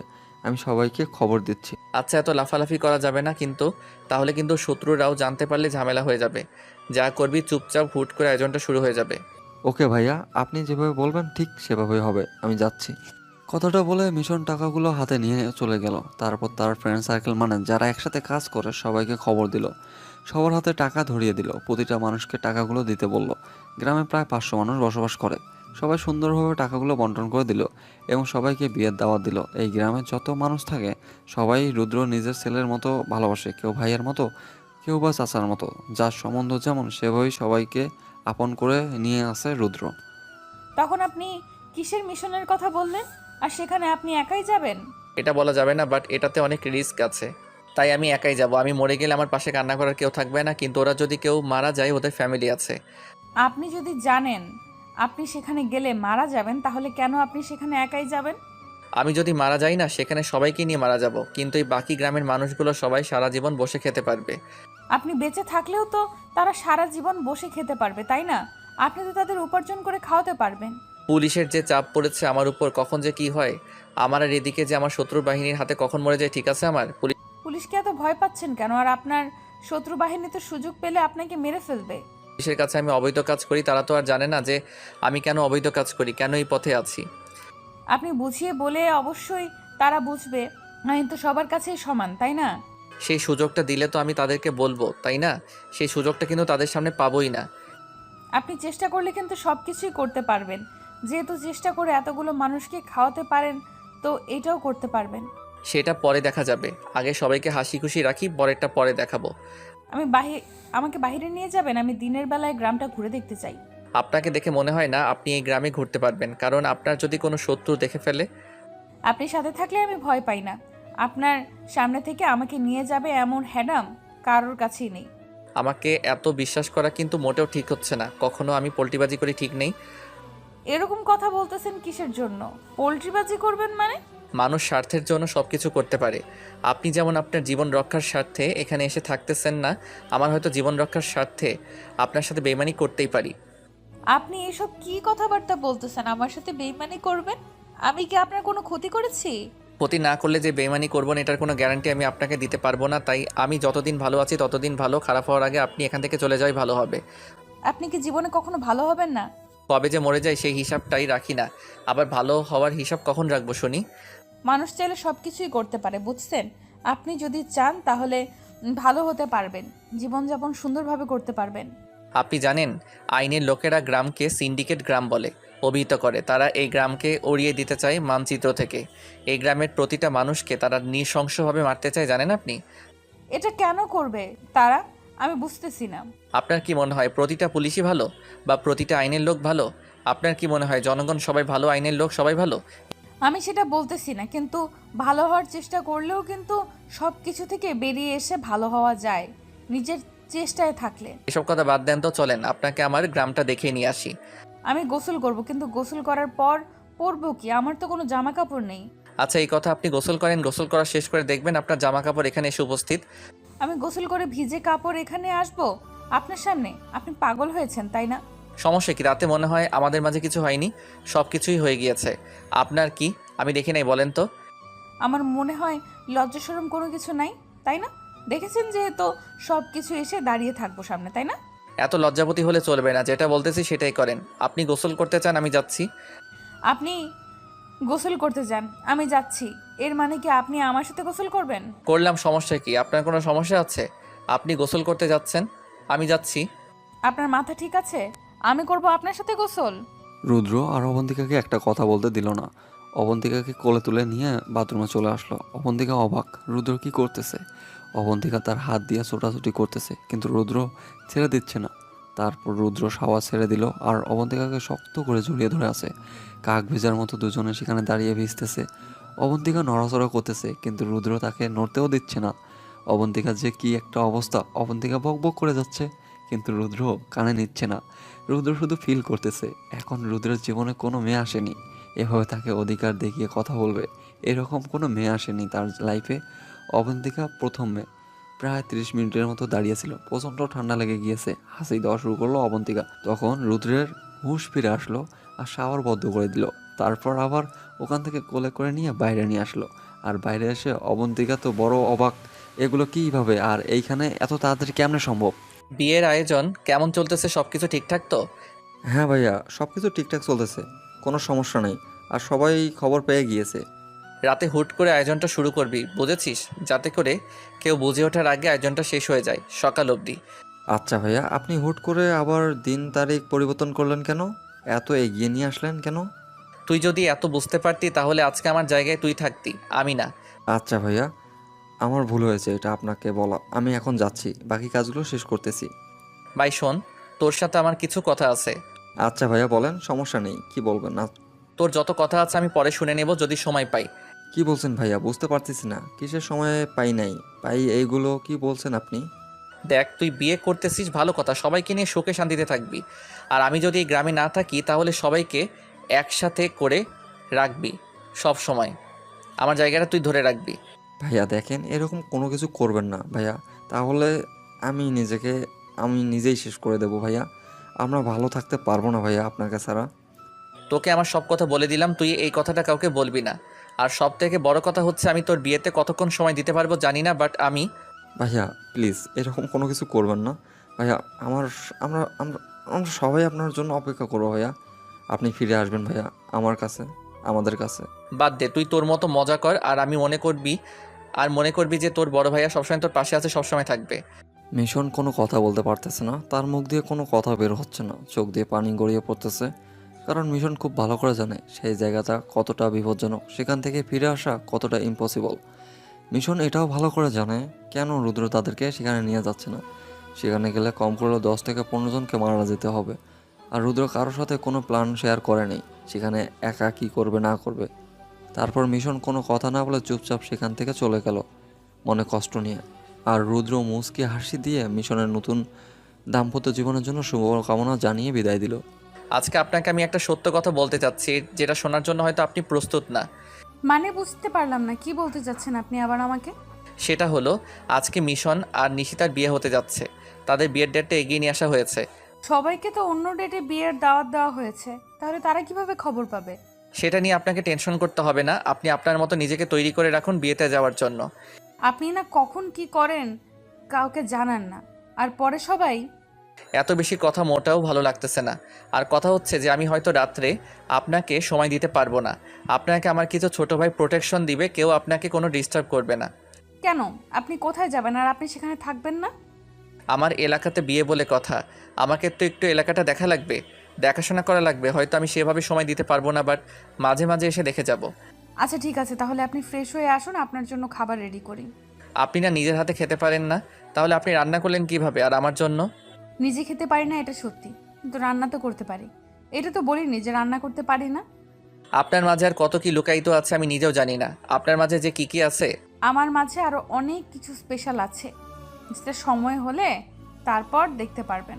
ও আচ্ছা, তাই নাকি? সেই সময়টা কবে হবে আর আমি সেটা কবে দেখতে পারবো? এখন মোটেও কথা বলতে ইচ্ছে করতেছে না। এখন যান, আপনি গিয়ে আপনার কাজগুলো শেষ করেন, না হয় ফ্রেশ হয়ে আসেন তাড়াতাড়ি। অবন্তিকার রুদ্র এর সাথে আর বেশি কথা বাড়ালো না। রুদ্র ভিতরে চলে আসলো আর অবন্তিকার ডাইনিং টেবিলের কাছে চলে আসলো। এসে ফোন বের করে অফিসার নাদিম সাহেবকে ফোন করলো আর তাদের স্টাফকে রেডি হতে বলল আজকে মিশনে নামার জন্য। আজকে এখান থেকে সবাইকে গ্রেপ্তার করে নিয়ে যাবে। আচ্ছা ম্যাডাম, আপনি যেভাবে প্ল্যান করেছেন সেভাবেই সব কিছু হবে, কোনো সমস্যা হবে না। এটা মাথায় রাখবেন, এটা যেন কেউ একটুও বুঝতে না পারে, বুঝছেন? সমস্যা নেই, আমরা আমাদের স্পেশাল সব ফোর্স নিয়ে সেখানে পৌঁছে যাব। আর এটা কিন্তু মাথায় রাখবেন, এই গ্রামের প্রতিটা মানুষ কিন্তু রুদ্রর জন্য পাগল, জীবন দিতেও। সমস্যা নাই, এখানে কোনো বাধা মানব না। কেউ সামনে আসলে তাকে আমরা লাশ বানিয়ে তারপর রুদ্রকে নিয়ে আসব। যে কোনো মূল্যই রুদ্রকে লাগবে, বুঝছেন? রুদ্রের মাধ্যমে কিন্তু আমরা পুরো গ্যাংস্টার দমন করতে পারবো। আচ্ছা ম্যাডাম, বেশি কথা বলা ঠিক হবে না, আপনি যে কোনো মুহূর্তে ধরা পড়তে পারেন। এটা নিয়ে আপনাকে টেনশন করতে হবে না। আজকে মাথায় রাখবেন, এখানে কিন্তু বিয়ে হতে চলেছে। ভুল করেও কোনো কিছু যেন মিস্টেক না হয়। সমস্যা নেই, কোনো মিস্টেক হবে না আমাদের। আর আমরা চেষ্টা করব সবাইকে জীবিত অবস্থায় ধরার। যদি কেউ মারাও যায় তাতে কোনো আফসোস নেই, কিন্তু রুদ্রকে জীবিত অবস্থায় লাগবে আমাদের পুরো, বুঝছেন আমার বিষয়টা? আচ্ছা ম্যাডাম, তাহলে তো হয়েই গেল। এখন আমরা নির্ভয়ে কাজ করতে পারবো, আমাদের সামনে আর কেউ দাঁড়াতে পারবে না 2 সেকেন্ডও। আর একটা কথা, আমার বাবা মাকে জানিয়ে দিবেন যে আমি আগামীকালকে বাসায় ফিরে আসব। আমাকে নিয়ে যেন আর টেনশন না করে। আপনি পারলে বাসায় একটু কথা বলেন, সেটাও বেটার হবে। আঙ্কেল আন্টির অবস্থা খুব খারাপ। এই অবস্থা তাদের সাথে কথা বলা সম্ভব না। যে কোনো সময় আমি ধরা খাবো। ঠিক আছে ম্যাডাম, তাহলে আমি তাদেরকে এক্ষুনি গিয়ে খবরটা জানিয়ে দিচ্ছি আর বাকি সবাইদেরও খবর দিচ্ছি। এখন থেকে মিশন শুরু করে দেন। আর আশেপাশের এলাকার যত আছে সব জায়গায় আমাদের লোক সংখ্যা বসিয়ে দেন। একটা লোকও যেন এই এলাকা থেকে বেরিয়ে অন্য এলাকায় যেতে না পারে। ঠিক আছে, এখন তো এটা করা যাবে না, এটা হয়তো রাত 10টার পর করতে হবে। এখন যদি করা হয় তাহলে বুঝতে পেরে যাবে তারা, ওই দিক থেকে আক্রমণ শুরু হয়ে যাবে। এই কথাটা অবশ্যই আপনি ঠিক বলেছেন। এটা আমার মাথায় ছিল না। ঠিক আছে, আপনি তাহলে এটাই করেন। কথাটা বলে ফোনটা রেখে দিল অবন্তিকা। আজকে তার মিশন কমপ্লিট হতে চলেছে, এটা ভেবে অনেক খুশি লাগতেছে অবন্তিকার। এদিকে রুদ্র তাড়াতাড়ি বেরিয়ে আসলো রুম থেকে। এসে দেখে অবন্তিকা তার জন্য অপেক্ষা করতেছে খাবার টেবিলে। রুদ্র এসে খাবার টেবিলে বসে পড়লো আর অবন্তিকা খাবার প্লেট হাতে নিলে অবন্তিকাকে দেখে রুদ্র কেমন জানি অন্যরকম লাগতেছিল আজকে। প্রতিদিনের মতো লাগতেছে না আজকে অবন্তিকাকে। অবন্তিকার ভিতরে অন্য কোনো রহস্য কাজ করতেছে আজকে, কিন্তু রুদ্র সেদিকে তোয়াক্কা না করে হয়তো তার ভিতরটা টেনশন কাজ করতেছে তার বাবা খুনিরা আজকে যদি তাকে অ্যাটাক করে এটা ভেবে। আপনি কি কোনো কিছু নিয়ে টেনশন করতেছেন? আপনাকে দেখে মনে হচ্ছে। না না, আমি ঠিক আছি। এমনিতেই খারাপ লাগতেছে। আজ বাবা মার কথা খুব মনে পড়তেছে আমার। কিছুদিনের মধ্যে সব কিছু ঠিকঠাক হয়ে যাবে হয়তো। এখন একটু পরে মনে পড়বে, এটা স্বাভাবিক, যেহেতু বাবা মা আর বাবা মার ভালোবাসা পেয়ে বড় হয়েছেন। এখন আপনি কোথায় যাবেন? আর আমি তো এখন একা একা বিয়ে বাড়িতে যাইতে পারবো না। আমাকে তো সেখানে আপনি নামিয়ে দিবেন, তাই না? আমি এখন আপনাকে মিশনের বাসায় নামিয়ে দেব, আর সেখানে আপনি থাকবেন। আজকে সেখানে আপনাকে থাকতে হবে। আমি এখানে আসবো, তারপর একটা জায়গায় যাব, সেখান থেকে আবার মিশনের বাসায় যাব। আমি তো সেখানে কাউকেই চিনি না। কার সাথে কথা বলবো? আর সেখানে তো আমাকে কেউ চেনে না। গ্রামে কি মানুষ অভাব পড়েছে? অনেক মানুষ আছে, তারা আপনাকে সুন্দরভাবে দেখাশোনা করে রাখবে, কেউ কোনো কিছু বলবে না, সবাই আপনাকে রানীর মতো করে রাখবে। আমাকে রানীর মতো করে রাখবে কেন? আমার স্বামী কি রাজা নাকি? হতেও পারে, বলা তো যায় না। সমস্যা কোথায় আপনার? হলে তো আমি সৌভাগ্যবতী হয়ে যেতাম। আমার তো সেই কপাল নেই যে আমার স্বামী রাজা হবে আর আমি রানী হয়ে থাকবো। অনেক কথা হয়েছে, এখন খাওয়া দাওয়া তাড়াতাড়ি শেষ করে নেন, সন্ধ্যা হয়ে যাচ্ছে। আমি আপনাকে সেখানে নামিয়ে দেব। আমাকে কিন্তু খাইয়ে দিতে হবে। আমার তো আর ও আচ্ছা, আমি ভুলে গিয়েছিলাম। নেন, আমি খেয়ে দিচ্ছি আপনাকে। তারপর রুদ্র অবন্তিকা খাইয়ে দিতে লাগলো আর অবন্তিকাও বেশ হাসি খুশিভাবেই খাচ্ছে মন দিয়ে।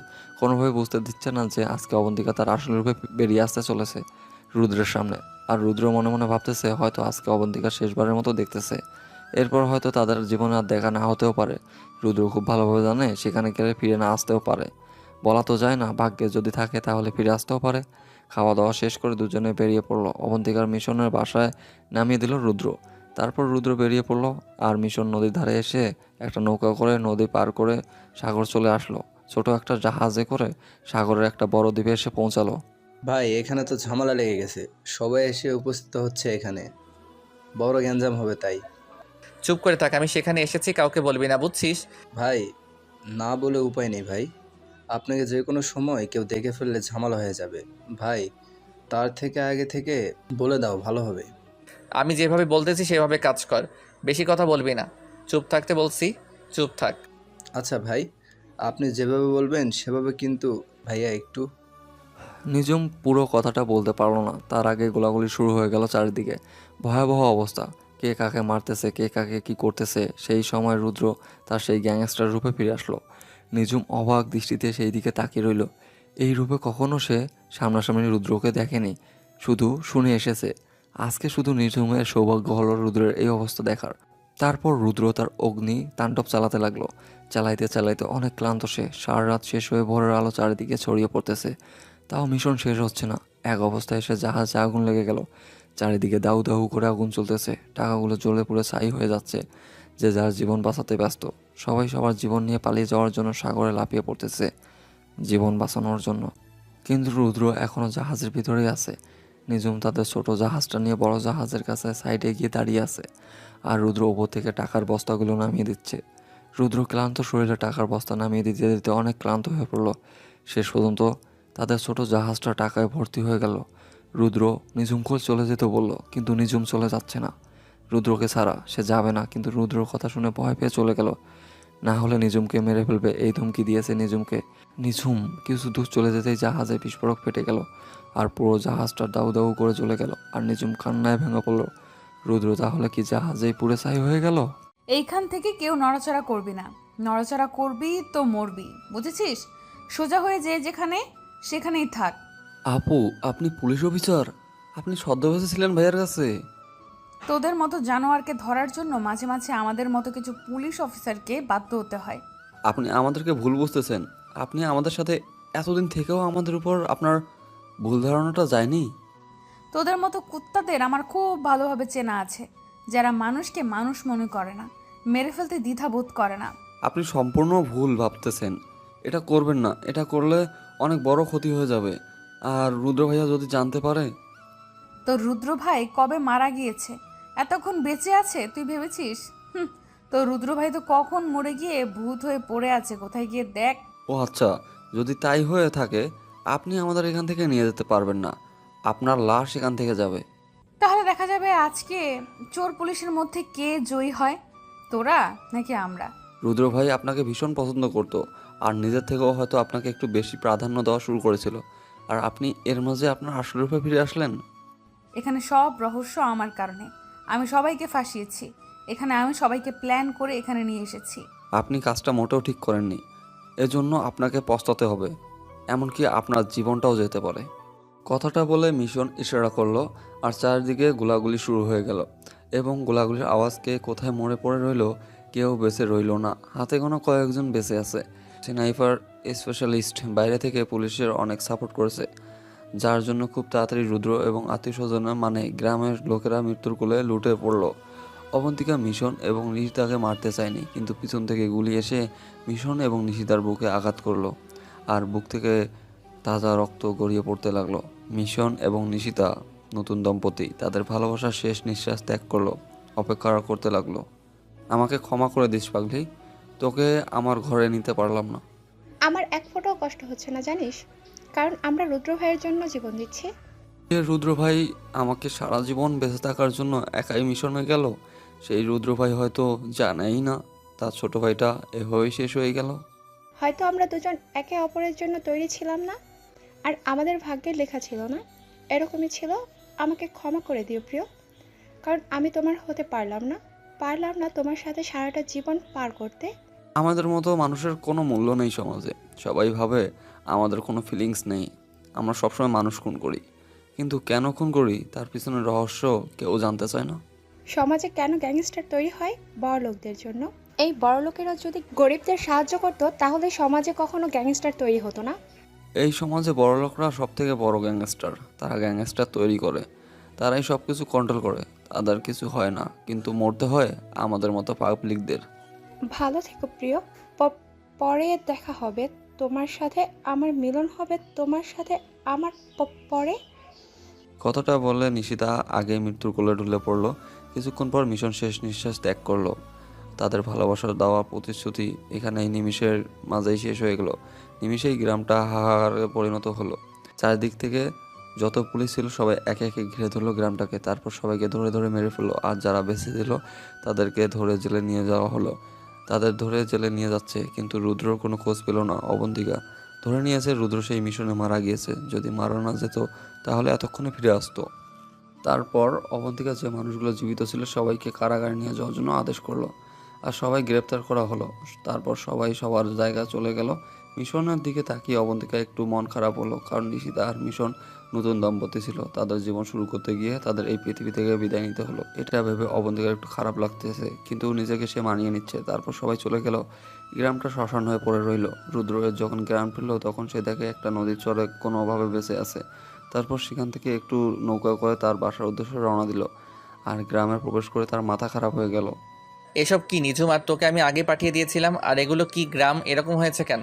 ভাইয়া, গ্রামের আগের মতো কোনো কিছু নেই। গ্রামটা পুড়ে পুড়ে ছারখার করে দিয়েছে পুলিশ। আর আপনার কাছে যে মেয়েটা থাকতো না, সে হচ্ছে একজন পুলিশ অফিসার। কি বলতেছিস? এসব আমার মাথায় কাজ করতেছে না। পুলিশ অফিসার ছিল মনে, আর এসব করছে পুলিশ? শুধু করে নাই ভাই, সব কিছু তছনছ করে দিছে। গ্রামের ভিতরে গিয়ে দেখেন, আর মিশন এবং নিশিতা আর পৃথিবীতে নাই। কি বলছিস এসব? মাথা ঠিক আছে? কি বলতেছিস আমি কোনো কিছু বুঝতেছি না। কেন করলে ওরা এরকম আমাদের সাথে? আপনি তো সব কিছু আগে থেকেই জানেন ভাইয়া কেন করেছে, আর আপনি সেটা খুব ভালো করেই জানেন। কিন্তু এই মেয়েটা যে আমাদের আস্তানা থেকে আমাদের গোপন তথ্য সব কিছু নিয়ে নিয়েছে, আমরা তো কল্পনাই করতে পারিনি ভাইয়া। রহিম চাচা, আলে আন্টি, বরকত মামা, শফিক চাচা সবাই মারা গিয়েছে, কেউ বেঁচে নেই। শুধু আপনি আর আমি দুইজনই বাইরে ছিলাম, আমরা দুজন বেঁচে আছি। আর যারা গ্রামে ছিল সবাই মারা গিয়েছে, আর যারা বেঁচে ছিল সবাইকে থানায় নিয়ে গেছে পুলিশ। তাহলে আমরা বেঁচে থেকে কি করব বল? আমাদের তো বেঁচে থাকার কোনো অধিকার নেই। আমার তো তাদেরকে বাঁচাতে পারলাম না। রেডি হ। ভাইয়া একটু বুঝে শুনে কাজগুলো করলে ভালো হয় না? এই অবস্থায় কি আক্রমণ করা ঠিক হবে? আপনার অবস্থা দেখুন। আমি মরে গিয়েছি বুঝেছিস? এখন চল, আমি আর জীবিত নেই। এখন তুই যাবি আমার সাথে নাকি নিজের জীবন নিয়ে পালিয়ে যাবি? ভাইয়া এটা আপনি কোনো কথা বললেন? আপনি সব কিছু রেডি করে রেখেছো, শুধু হুকুমের অপেক্ষায় ছিলাম, এখন সেটাও পেয়ে গেছি। এখন চলেন, তাণ্ডবটা চালাবো কি এখন? তারপর রুদ্র এবং নিজুম দুজন তাদের জিপ করে বেরিয়ে পড়লো স্টেশনের দিকে। আর যেদিক দিয়ে যাচ্ছে সেদিক দিয়ে পুরো গ্রামটাকে উড়িয়ে দিচ্ছে, একদম আগুন দিয়ে পুড়িয়ে দিচ্ছে। আর এদিকে মুহূর্তে পুলিশ স্টেশনে খবর পৌঁছে গেল যে রুদ্র স্টেশনের দিকে আসতেছে আর পুরো গ্রামটা পুড়িয়ে ছারখার করে দিচ্ছে। যেদিক দিয়ে যাচ্ছে সেদিক দিয়ে। কিছুক্ষণের মধ্যে তারা পুলিশ স্টেশনে পৌঁছে গেল। আর কোনো কথা নেই। যে গোলাবারুদগুলো ছিল সবগুলো পুলিশ স্টেশনের দিকে নিক্ষেপ করতে লাগলো। নিমিষের মাঝে পুলিশ স্টেশন যেন একটা জলজন্ত মানুষ মরার কারখানা তৈরি হয়ে গেল। সবাই পুড়ে ছারখার হয়ে যাচ্ছে। আর রুদ্র তার ফেভারিট গান AK-47 এবং MP-40 নিয়ে ভিতরে প্রবেশ করলো। ভিতরে গিয়ে দেখে অবন্তিকা বসে আছে আর বাকি সবাই ছোটাছুটি করতেছে নিজেদের জীবন বাঁচানোর জন্য। কোনো কথা না বলে জেলের ভিতরে যে লোকগুলো ছিল সবাইকে মুক্তি করে দিল রুদ্র। সবাইকে চলে যেতে বললো। তোর শত্রুতা ছিল আমার সাথে, তুই কেন মিশন এবং নিশিতার এই নিষ্পাপ জীবনটা নিয়ে নিলি? আমাদের কাছে শত্রু সবাই সমান, আমাদের কাছে ক্রিমিনাল সবাই সমান। তুই তো সেখানে 1 মাস ধরে ছিলি, তাহলে তুই বুঝতে পারলি না মিশন এবং নিশিতা কত ভালো ছিল? আমি তাদের মারতে চাইনি, কিন্তু পেছন থেকে হয়তো কেউ গুলি করে দিয়েছে, তাদের লেগে গিয়েছে, মরে গিয়েছে, কি হয়েছে? কিছু হয়নি তাই না? তাদের জীবনটা তুই ছিনিমিনি খেলে শেষ করে দিলি, তাদেরকে তাদের ভালোবাসার স্বাদ পর্যন্ত নিতে দিলি না। আমি ভেবেছিলাম তুই মরে গিয়েছিস, কিন্তু তুই তো বেঁচে আছিস। ভালোই হয়েছে, এখন আমার কাজটা আরো সহজ হবে। তোর যত গডফাদার আছে, এখন তোর থেকে আমি সব কিছু এখন বের করে নেব। চেষ্টা করে দেখতে পারিস। আর তুই ভাবতেছিস তুই বেঁচে থাকবি, আর আমি তো এখানে চলে এসেছি। এটাও ভাবিস না যে আমি দুর্বল হয়ে পড়েছি, তোকে কিছু করতে পারবো না। শত্রু শক্তি বা ক্রিমিনালদের শক্তি যতই বেশি হোক না কেন, আইনের কাছে তারা কিছুই না। তুই এই রুদ্রকে চিনিস না, বুঝছিস? তুই সবার সাথে আমার তুলনা করতে পারিস না। তোর সর্বশক্তি দিয়ে চেষ্টা করে দেখতে পারিস। আজকে তোর জীবনের শেষ দিন হতে চলেছে। তুই কাকে ভয় দেখাচ্ছিস? যে নিজের দেশের জন্য নিজের সব কিছু তোকে দিয়ে দিয়েছিলাম, আর তুই সেই আমাকে কিনা ভয় দেখাচ্ছিস? লোকে ঠিকই বলেছিল যে এই মেয়ের মাঝে নিশ্চয়ই কোনো রহস্য লুকিয়ে আছে। আমি সে কেন তখন বুঝতে পারিনি, আর কেন যে ভুল করে তোকে সেখানে মেরে না ফেললাম। যদি তোকে সেদিন মেরে ফেলতাম তাহলে হয়তো আজকে এরকম দিন আমাকে দেখতে হতো না। আমি ভেবেছিলাম তুই আমাকে ধরে ফেলবি, কিন্তু দেখলাম না, তুই অনেক অনেক কাঁচা খেলোয়াড়, বুঝছিস? আমার মতো পাকা খেলোয়াড় হতে গেলে তোকে মরতে হবে। আসলে সত্যি কথা বলতে কি, কোনো মেয়ে আমার জীবনে ছিল না। কেউ আমাকে এভাবে কেয়ার করেনি, কেউ আমার যত্ন করেনি। তাই ভাবছিলাম যে হয়তো সারা জীবন আমার কাছে রেখে দেবো রানীর মতো করে, কিন্তু আমার ভুল ছিল। আমি কখনো এটা কল্পনাই করিনি যে চোর আর পুলিশের মধ্যে কখনো সম্পর্ক হয় না। এটা ঠিক বলছিস, চোর আর পুলিশের কাছে কখনো সম্পর্ক হয় না। চোর আর পুলিশের কাছে যেটা হয় সেটা হচ্ছে শত্রুতামি। তোর আমাকে দরকার ছিল আমাকে বলতি, আমি নিজের ইচ্ছায় তোকে আমার সব কিছু বলে দিলাম। কিন্তু কেন তুই সবাইকে এভাবে মেরে ফেললি? কেন গ্রামটাকে জ্বালিয়ে দিলি? তুই তো গ্রামের সম্পর্কে সব কিছু ভালো করে জানতিস। কেন শুনতে পাচ্ছিস? তুই যে গ্রাম থেকে এরকম বড় আন্ডারওয়ার্ল্ডের ডন হয়েছিস, ওই গ্রাম থেকে প্রতিনিয়ত এরকম ছেলে মেয়ে আসবে যারা আন্ডারওয়ার্ল্ড ডন হতে চাইবে। তারা মানুষের জীবন নিয়ে খেলবে। আমি চাই না যে একটা গ্রামের জন্য পুরো একটা দেশ আতঙ্কে থাকুক। তুই আমাদের সম্পর্কে জানিস না, তাই তোর এই ভুল ধারণা। তুই অনেক কিছু জেনেও না বোঝার ভান করেছিলি, আমি এখন বুঝতে পারছি। এখন কি নিজ ইচ্ছা সব কিছু স্বীকার করবি, নাকি তোর উপর কোনো পদক্ষেপ নিতে হবে বা অত্যাচার করতে হবে? নিজের ইচ্ছায় স্বীকার করলে তোর জন্য আমি সুপারিশ করব, যাতে করে তোর শাস্তি কম হয়। তুই হয়তো ভুলে যাচ্ছিস যে আমি কি জিনিস, আর তুই কাকে কি বলতেছিস। যখন থেকে এই পথে চলা শুরু করেছি তখন থেকে লাঠির আঘাত, লোহার ইস্পাতের আঘাত খেয়েছি, এত বড় হয়েছি। সেই ছেলে নাকি 2-1টা অত্যাচারকে ভয় করবে? দেখ রুদ্র, ভালোই ভালোই বলতেছি, আইনের কাছে নিজেকে সমর্পণ করে দে, ভালো থাকবি, বাকি জীবনটা অনেক সুন্দর কাটবে তোর। তুই যে খেলা শুরু করেছিস না, এই খেলা আমি শেষ করব। এই বাংলাদেশের যত পুলিশ স্টেশন আছে না, সবগুলো আমি ধ্বংস করে দিব। তারপর আমি নিজেকে শেষ করে দিব। এখন তোর চেষ্টা করতে পারিস আমাকে ধরার জন্য। তুই এখান থেকে বেরিয়ে যেতে পারবি না, বুঝছিস? তার আগে লাশ হয়ে যাবি। আরও তো পুলিশ স্টেশন ধ্বংস করার দূরের কথা, একটা পুলিশ স্টেশন ধ্বংস করতেও পারবি না তুই। তাহলে এটাই হয়ে যাক, দেখি কার কলিজায় দম কত। আমি এখান থেকে শুধু বেরোবো, তারপর দেখ কি হয় তোর এই সুন্দর অফিসের। তুই এখান থেকে বের হতে পারবি না, তার আগে তুই লাশ হয়ে পড়বি, বুঝছিস? আর তোর সাঙ্গ না একটাও বেঁচে নেই। তুই এখান থেকে বের হতে পারবি না, তার আগে তুই লাশ হয়ে পড়বি, বুঝছিস? আর তোর সাঙ্গবাঙ্গ না একটাও বেঁচে নেই। রুদ্র আর কোনো কথা বললো না, হুট করে অবন্তিকাকে ধরে ফেললো আর তার ঠোঁটে নিজের ঠোঁট দুটো বসিয়ে দিল এবং সারা শরীরে স্লাইড করতে লাগলো। অবন্তিকার কাছে কোনো পিস্তল ছিল না, যার জন্য অবন্তিকা অসহায়, অনেক ছোটাছুটি করতেছে, কিন্তু রুদ্র শক্তির কাছে পেরে উঠতে পারতেছে না। রুদ্র অবন্তিকাকে এমনভাবে ব্যবহার করা শুরু করলো মনে হচ্ছে বাজার থেকে কিনে আনা কোনো পণ্য। যেভাবে ব্যবহার করতেছে অবন্তিকাকে, আর অবন্তিকা খুব ভালোভাবে বুঝিয়ে দিচ্ছে যে অত্যাচার কাকে বলে। অবন্তিকা চিল্লাচিল্লি শুনে সবাই অবাক, কিন্তু রুদ্র অবন্তিকা ছেড়ে দিচ্ছে না। অবন্তিকার অবস্থা খুব খারাপ মনে হচ্ছে যে এখন চলে যাবে এই ভুবন ছেড়ে। এই অবস্থা রুদ্রকে ছেড়ে দিল। রুদ্র ইচ্ছা করতেছিল মেরে ফেলবে, কিন্তু সেটা করলো না। আর আপনারা ভাবছেন যে পুলিশগুলো কই গেল, এগিয়ে আসতেছে না কেন? একটা পুলিশও বেঁচে নেই বাইরে। রুদ্র যত বন্ধু ছিল, রুদ্র তাদের উপকার করতেছিল, সবাই পুলিশ স্টেশনে এমনভাবে ঘিরে রেখেছে যেখানে একটা পিঁপড়া প্রবেশ করার মতো অবস্থা ছিল না। তারপর অবন্তিকাকে রুদ্র ভবন থেকে টানতে টানতে বাইরে নিয়ে এসে দেখালো বাইরের অবস্থা কেমন ছিল। অবন্তিকা শুধু কান্না করতেছে, সে অসহায়, কোনো কিছুই করতে পারতেছে না। তারপর রুদ্র অবন্তিকাকে ছুঁড়ে ফেলে দিল আর বলল যদি পারে তাহলে যে রুদ্রকে আটক করে দেখায়, পুরো বাংলাদেশ পুলিশ কমিউনিটিকে চ্যালেঞ্জ। কথাটা বলে হাসতে হাসতে সেখান থেকে সবাইকে নিয়ে চলে গেল রুদ্র। আর এদিকে অবন্তিকা সেখানে পড়ে কান্না করতেছে, তার চোখের সামনে সবকিছু পুরো সার্কাট হয়ে গেল। সিজন 2 খুব শীঘ্রই আসতে চলেছে, অপেক্ষা করুন পরবর্তী গল্প শেষ হলেই।